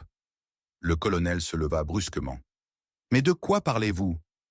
Miss Marple se leva, également lentement, les yeux fixés sur Béatrice. Le testament, le faux document, le microfilm caché dans la poupée, l'œil qui n'était pas en verre, le journal de Felicity Gray dans le grenier. Elle savait, et Madame Vickers aussi. Vous avez essayé de les réduire au silence tous les deux, mais maintenant, votre frère vous barre la route. Le colonel se retourna brusquement. Tu crois qu'elle voulait tuer? Moi? Je pense, dit Miss Marple, qu'elle essaie de contrôler la succession depuis 20 ans. Et maintenant, le seul moyen de garantir ce contrôle est d'éliminer le seul homme susceptible de contester la tutelle de Lydia. Parce que Thomas Darrow est vivant. Et vous le saviez depuis toujours. Béatrice rit alors, doucement, sèchement. Oui, dit-elle enfin, je le savais. Je savais qu'il n'était pas mort, mais il devrait s'en rester ainsi. Il y eut une longue pause. Sais-tu ce qu'il a fait à cette famille? Dit-elle amèrement. Sais-tu combien de fois j'ai dû recoller les morceaux pendant qu'il disparaissait pour ces nobles causes? Comment il a failli nous ruiner avant de disparaître dans les collines de France, au Maroc ou ailleurs où il saignait à blanc? Vous avez forgé le testament pour garder Lydia sous votre contrôle, dit Miss Marple. Vous craignez le retour de Thomas. Vous craignez que Felicity ne l'ait trouvé. Alors vous l'avez empoisonné. Vous avez poussé Madame Vickers dans l'escalier. Et aujourd'hui, je voulais juste en finir, rétorqua Béatrice, pour faire taire ce désordre, pour mettre un terme à tout ça. Est-ce un tel péché? Miss Marple la regarda longuement et intensément. Ce n'est pas ton péché que je remets en question, dit-elle doucement. C'est ton illusion de vertu. Le colonel resta stupéfait. Les yeux de Béatrice se plissèrent. Tu n'as aucune preuve. Miss Marple fouilla dans son sac à main et en sortit une petite cuillère en argent. Celle de ton plateau. Elle contient suffisamment de résidus de digital pour tuer un homme 2 fois plus grand que ton frère. Tu trouveras la teinture derrière ton bureau, là où Nora t'a vu prendre une bouteille hier soir. Et la tasse? Elle se tourna vers la servante. Nora, sois gentille et va chercher la tasse que j'ai déposée dans le buffet. La jeune fille revint quelques instants plus tard avec la tasse à motif de rose, celle qui était destinée au colonel Darrow. Il a raté sa cible, a déclaré Miss Marple. Le nain, visage de Béatrice s'est vidé de ses couleurs. Dehors, la tempête commençait à se dissiper. Les nuages se dissipaient, comme les rideaux d'une pièce longtemps close. La vérité était enfin apparue. Et à l'étage, dans la chambre d'enfant, la poupée avec un faux œil était assise sur sa chaise, toujours en train de regarder. Je m'en souviens encore. Miss Marple se tourna vers le colonel. Ton frère t'attend. Il a beaucoup à t'expliquer. Mais ses yeux se reportèrent sur la tasse. Une erreur. Un faux pas. Et avec elle, le démantèlement de tout. Parce que Béatrice avait prévu chaque détail, à l'exception de l'œil vigilant d'une femme, et une tasse de thé qui a raté sa cible. Chapitre 10. Le miroir qui reflétait le mauvais visage. La tempête avait laissé le manoir Greystone détrempé sur son passage, avec des flaques d'eau trouble s'accumulant dans les allées de gravier et une lourde odeur de terre humide flottant dans l'air. La vieille maison, meurtrie par des jours de révélation, était silencieuse sous un épais manteau de brouillard. Mais à l'étage, dans la chambre bleue au bout du couloir ouest, la pièce inutilisée depuis plus de 20 ans, un miroir révélait quelque chose qu'il n'aurait pas dû voir. Et Lydia, pieds nus et pâle comme un fantôme, l'avait vu. Elle arriva auprès de Miss Marple juste après le lever du soleil, silhouette tremblante en chemise de nuit, serrant fort sa poupée contre elle. Sa petite voix tremblait comme la bougie qu'elle tenait. « Il y a un homme, dans le miroir, murmura-t-elle. Mais il n'est pas réel. » Miss Marple posa son livre et se leva sans hésitation. Elle avait appris à écouter Lydia, appris que les observations silencieuses de l'enfant n'étaient pas des inventions, mais des fragments de vérité exprimés dans la seule langue qu'elle connaissait. Ensemble, elles montèrent l'escalier froid, leurs pas étouffés par le tapis usé qui n'avait pas été remplacé depuis la naissance de Lydia. Le couloir au-delà était sombre, lourd de donzugu, la fumée des pièces longtemps fermées. La chambre bleue était comme toujours, Rideaux tirés, le couvre-lit soigneusement plié au pied du lit, les portes de l'armoire légèrement entr'ouvertes. Mais le miroir de la coiffeuse captait étrangement la lumière du couloir. Miss Marple s'approcha et le vit. Non pas son propre reflet, mais la faible impression fantomatique d'un homme en uniforme debout, juste au-dessus d'elle. Elle se retourna. Il n'y avait personne. Mais le miroir, vieux, marbré par le temps, conservait la vague esquisse d'un visage qui n'y avait pas sa place. Pas un jeu de lumière. Quelque chose de plus délibéré. Elle leva la main et le détacha du mur, révélant une cavité peu profonde derrière le plâtre. À l'intérieur se trouvait une paire de gants, une photo pliée et un blaireau encore teinté de savon. Thomas Darrow.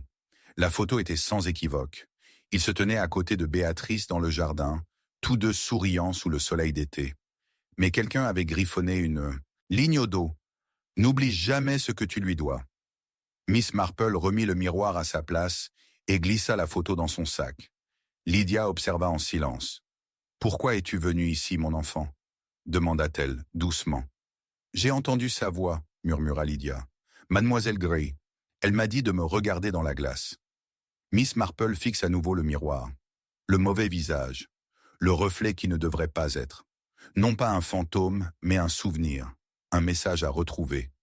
Plus tard dans la matinée, elle retourna dans la chambre avec le colonel Darrow. Il était devenu plus calme ces derniers jours.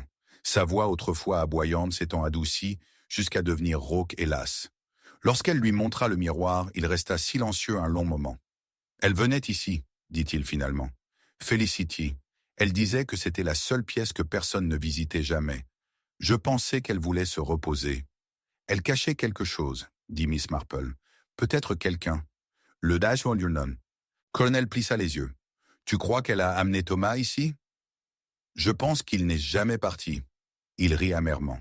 « Il a simulé sa mort et est revenu dans cette maison ? Ou alors il n'est jamais mort.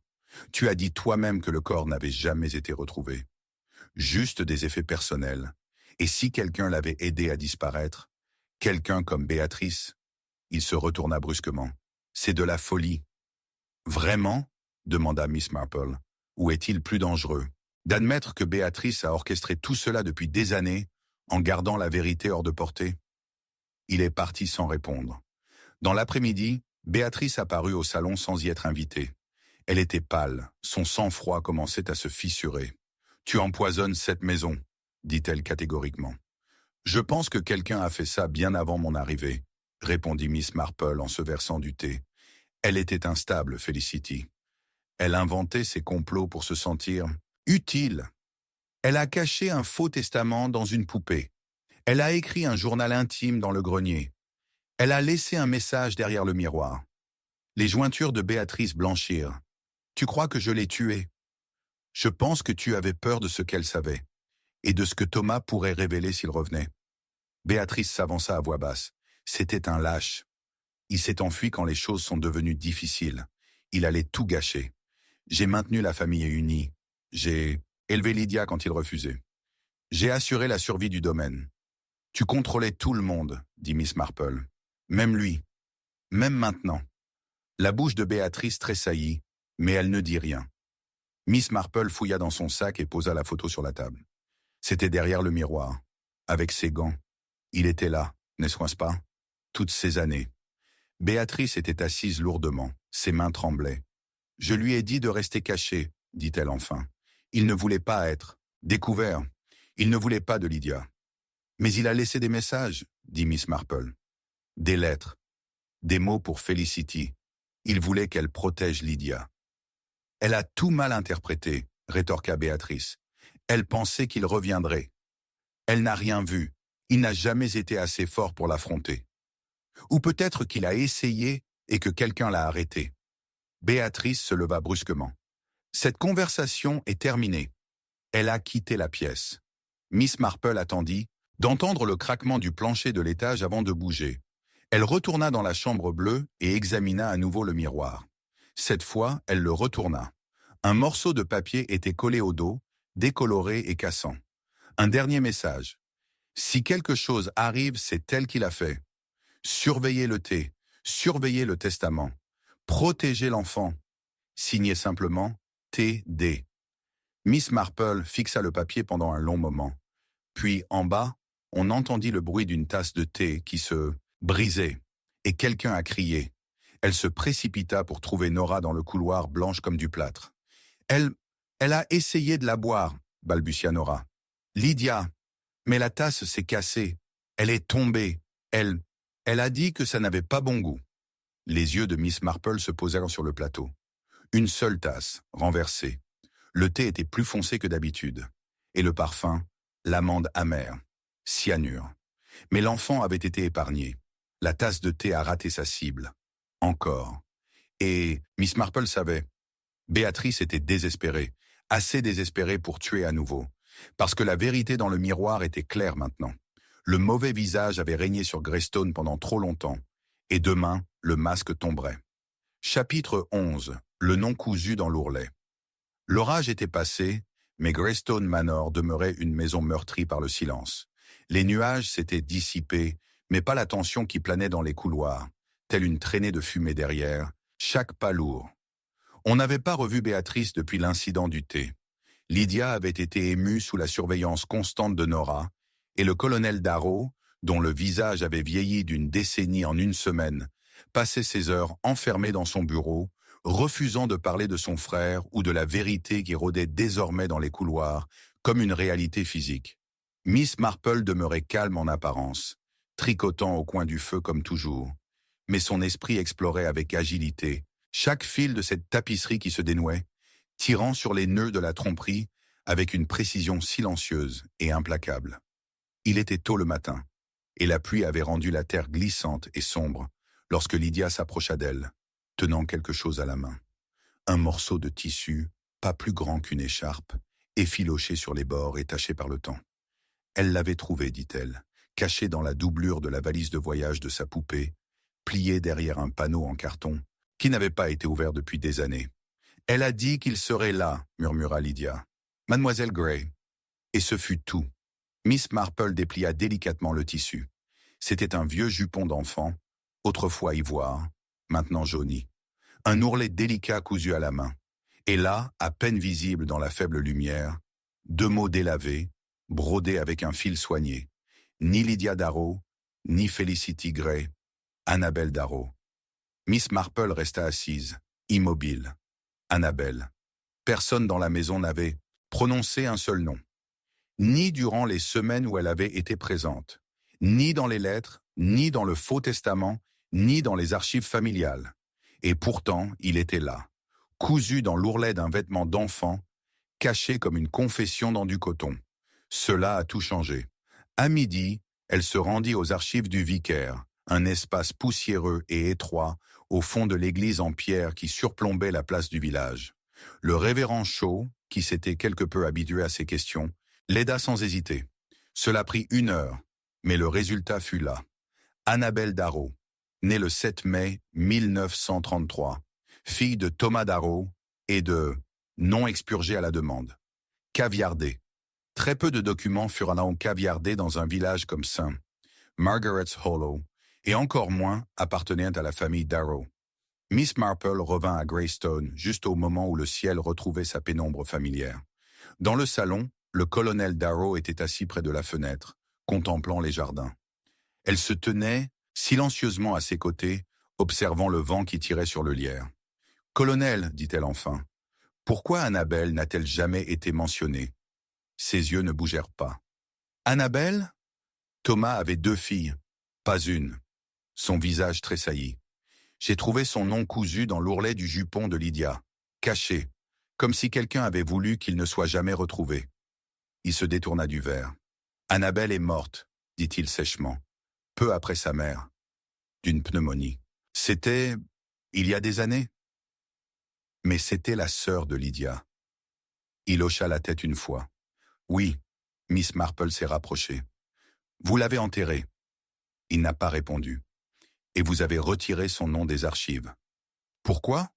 Il déglutit. Béatrice a insisté. Elle a dit que le scandale allait tout gâcher. Lydia est née moins d'1 an plus tard d'une autre femme. Elle a dit qu'il valait mieux effacer Annabelle, comme si elle n'avait jamais existé. Mais elle l'a fait. Et quelqu'un s'en est souvenu. Quelqu'un qui a cousu son nom sur l'ourlet d'un jupon. Peut-être sa mère, peut-être Felicity, peut-être Thomas lui-même. Il n'a rien dit. C'était elle la clé, murmura Miss Marple. Pas Lydia. Annabelle.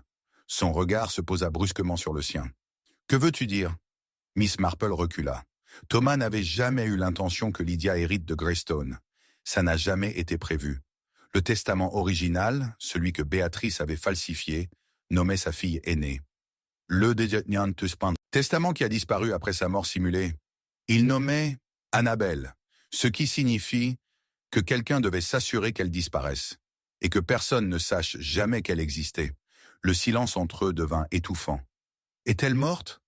demanda Miss Marple. La voix du colonel se brisa. « Béatrice me l'a dit. Je n'ai jamais vu le corps. Il a été manipulé, discrètement. » Miss Marple se détourna, le cœur battant. Si Annabelle avait été cachée, si elle avait été gardée plutôt que de l'enterrer, qui l'avait élevée? Où était-elle allée? Elle est retournée au grenier. Le froid la frappa dès qu'elle souleva la trappe. Elle grimpa lentement, chaque marche grinçant au souvenir. Les malles restèrent intactes. Le coin où Felicity avait écrit son journal, encore plongé dans l'ombre. Et puis elle le vit, un vieux coffre qu'elle n'avait jamais ouvert, coincé sous un chevalet cassé. À l'intérieur, un paquet de robes d'enfants, toutes étiquetées, toutes marquées. Annonce, quelqu'un avait gardé ses affaires. Non détruit, non jeté, conservé. Quelqu'un l'avait aimé. Miss Marple s'assit sur ses talons. Et lentement, comme la brume se levant du verre, les pièces s'alignèrent. Les lettres de France, la volonté forgée, l'incendie qui a tué la sœur de Felicity, qui avait adopté un autre nom. Annabelle n'était pas morte. Elle avait été emmenée, renvoyée, cachée. Et maintenant, quelque part, elle était en vie et en danger, parce que Béatrice n'avait pas fini. Miss Marple descendit les escaliers et frappa à la porte de Nora. La nourrice ouvrit, fatiguée et pâle. « Oui, Miss Marple ?» Miss Marple la regarda attentivement. « Tu es arrivée récemment, n'est-ce pas ?» Nora hésita. « Oui, quelques mois. Mais tu n'es pas nouveau au village. On t'a déjà vu ici. Tu passais souvent par le domaine bien avant que Lydia ne te soit confiée. » Les yeux de Nora s'écarquillèrent légèrement. « Je crois que tu n'es pas celle que tu prétends être, » dit Miss Marple d'une voix douce. « Et je crois que ton vrai nom est Annabelle. » Le visage de Nora s'est effondré. Des larmes lui montèrent aux yeux. « Comment as-tu... »« Je l'ai vu dans tes soins, » murmura Miss Marple. « Dans la façon dont tu as protégé Lydia. Dans la façon dont tu as manipulé l'écharpe de Felicity alors que tu pensais que personne ne te regardait. Tu la connaissais. Elle t'a élevé, n'est-ce pas? Après la mort de ta mère. Elle t'a caché. Je voulais savoir d'où je venais, dit Nora, Annabelle. Felicity me l'a dit quand j'avais 16 ans. À propos de père, à propos de Greystone, elle m'a dit de ne pas venir, que c'était dangereux. Mais quand elle est morte, tu es revenu pour observer Lydia, pour découvrir pourquoi elle est morte. Annabelle hocha la tête. Je savais que Béatrice ne laisserait jamais la vérité éclater. Je pensais pouvoir rester dans l'ombre, mais elle le sait, j'en suis sûr. Elle a essayé de t'empoisonner, dit Miss Marple, et elle a raté son coup. Les yeux d'Annabelle s'écarquillèrent à nouveau. J'ai vu son visage, dit Miss Marple, et je sais à quoi ressemble une femme acculée. Il y avait du bruit en bas, le bruit d'une porte qui claque. Miss Marple s'est dirigée vers la fenêtre. Béatrice, son manteau à la main, se dirigeait vers le cabanon du jardin. Dans sa main, quelque chose brillait. Une fiole. « Reste ici, » dit Miss Marple. Elle s'avança rapidement, rassemblant son manteau et ses bottes. Dehors, le sol était couvert de feuilles mouillées, le brouillard tourbillonnant comme de la fumée parmi les arbres. Elle le suivit à distance, le cœur serré, les pas silencieux. Près du hangar, Béatrice s'agenouilla, dévissa le bouchon de la fiole et versa le contenu dans une tasse de thé déjà prête. Miss Marple s'avança. « Vous avez déjà échoué 2 fois, mademoiselle Darrow. Êtes-vous sûre de vouloir tenter une 3e tentative ?» Béatrice se leva lentement. « Tu ne comprends pas, dit-elle. Cette maison, ce nom, c'est tout ce que j'ai. Toujours protégé. »« Tu t'es protégé, dit Miss Marple, au détriment de tous les autres. Béatrice baissa les yeux vers la tasse de thé. « Elle aurait dû mourir, bébé, murmura-t-elle. Elle n'était pas censée revenir. Mais elle l'a fait. Et maintenant, le nom cousu dans l'ourlet a parlé. » Béatrice se retourna les yeux écarquillés. Et pour la première fois, elle n'avait pas de mots.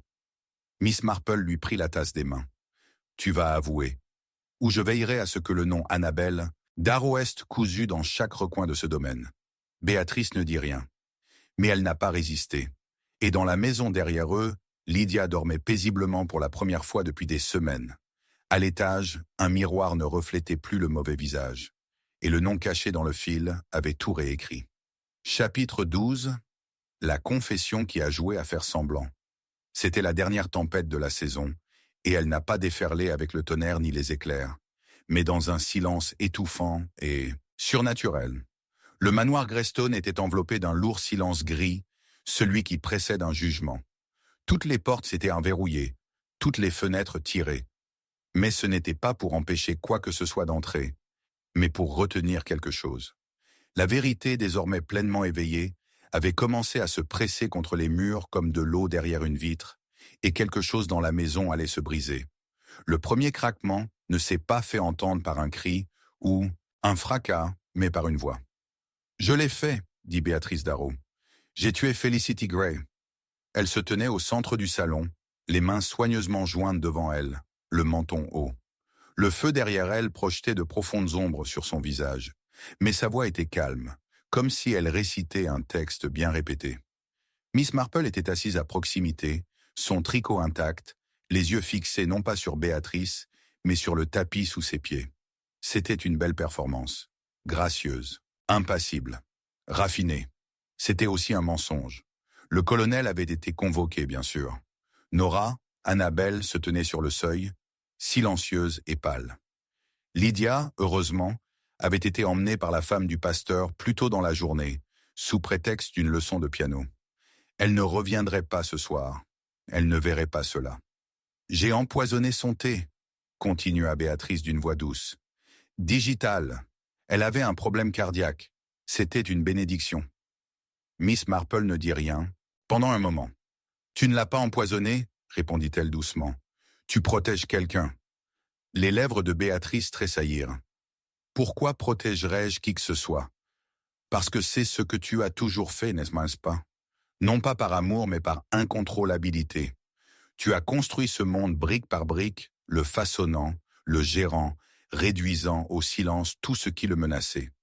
Mais cette fois, tu essaies de protéger quelque chose que tu ne peux pas réparer. » Et comprends-le. Yeux de Béatrice se plissèrent. « Tu es très intelligente. Pas très futée, » dit Miss Marple. « Juste observateur. Et je constate que votre confession est bien trop soignée, trop élégante. La vérité est plus confuse. Elle est fêlée. » Elle se leva lentement et marcha vers le feu. « Vous avez pris grand soin de paraître l'architecte de tout cela. Le testament, l'héritage, la signature contrefaite. Mais en vérité, ce n'est pas vous qui tiriez les ficelles. J'étais... » « Non, » dit doucement Miss Marple. « Tu essayais de couvrir quelqu'un qui ne survivrait pas à l'exposition, quelqu'un que tu aimais plus que ta propre fierté. » La main de Béatrice tremblait à ses côtés. Miss Marple se retourna. « Tu n'essayais pas de tuer Felicity. Tu essayais de la tuer. Histoire, ses avertissements, ses indices. Vous l'avez fait passer pour paranoïaque.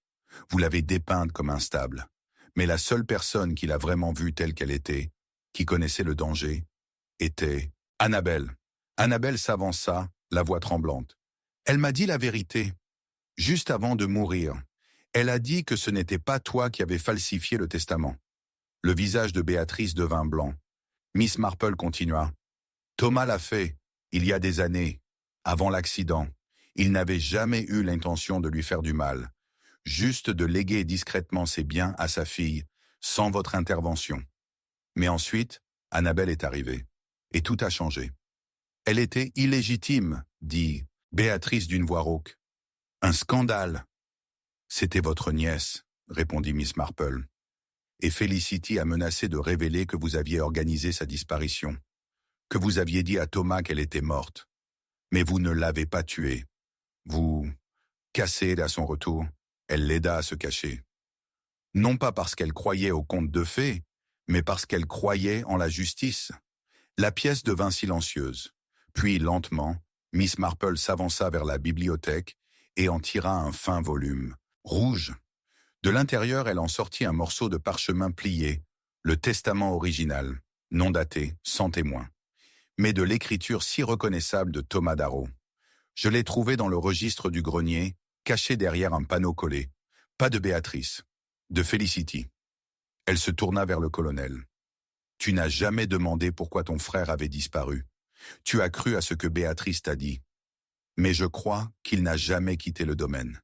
Il était dans l'aile est, dans la cave, fermé à clé sous le salon de jardin, celle dont les verrous étaient macassés, et Felicity lui apportait de la nourriture, des vêtements, des livres.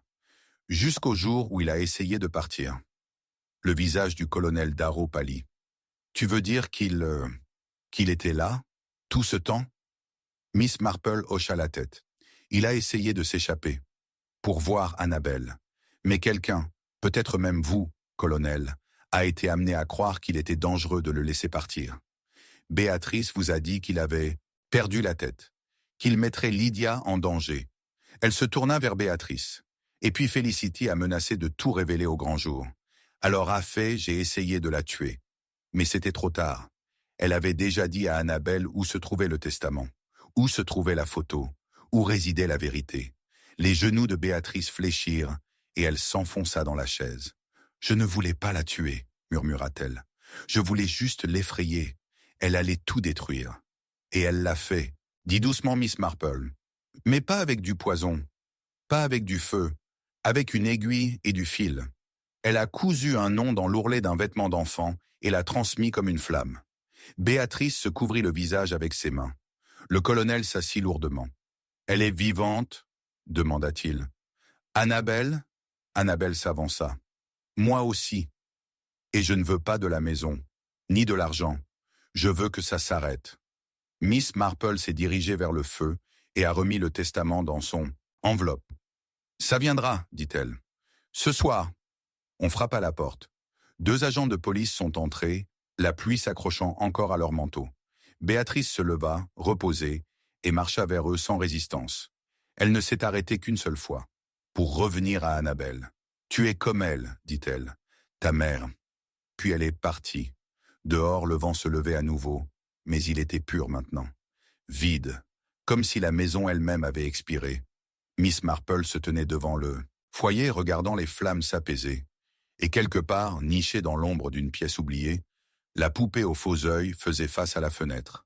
Regardait la pluie, en attendant peut-être que le prochain secret commence. Mais pour l'instant, enfin, la maison était calme.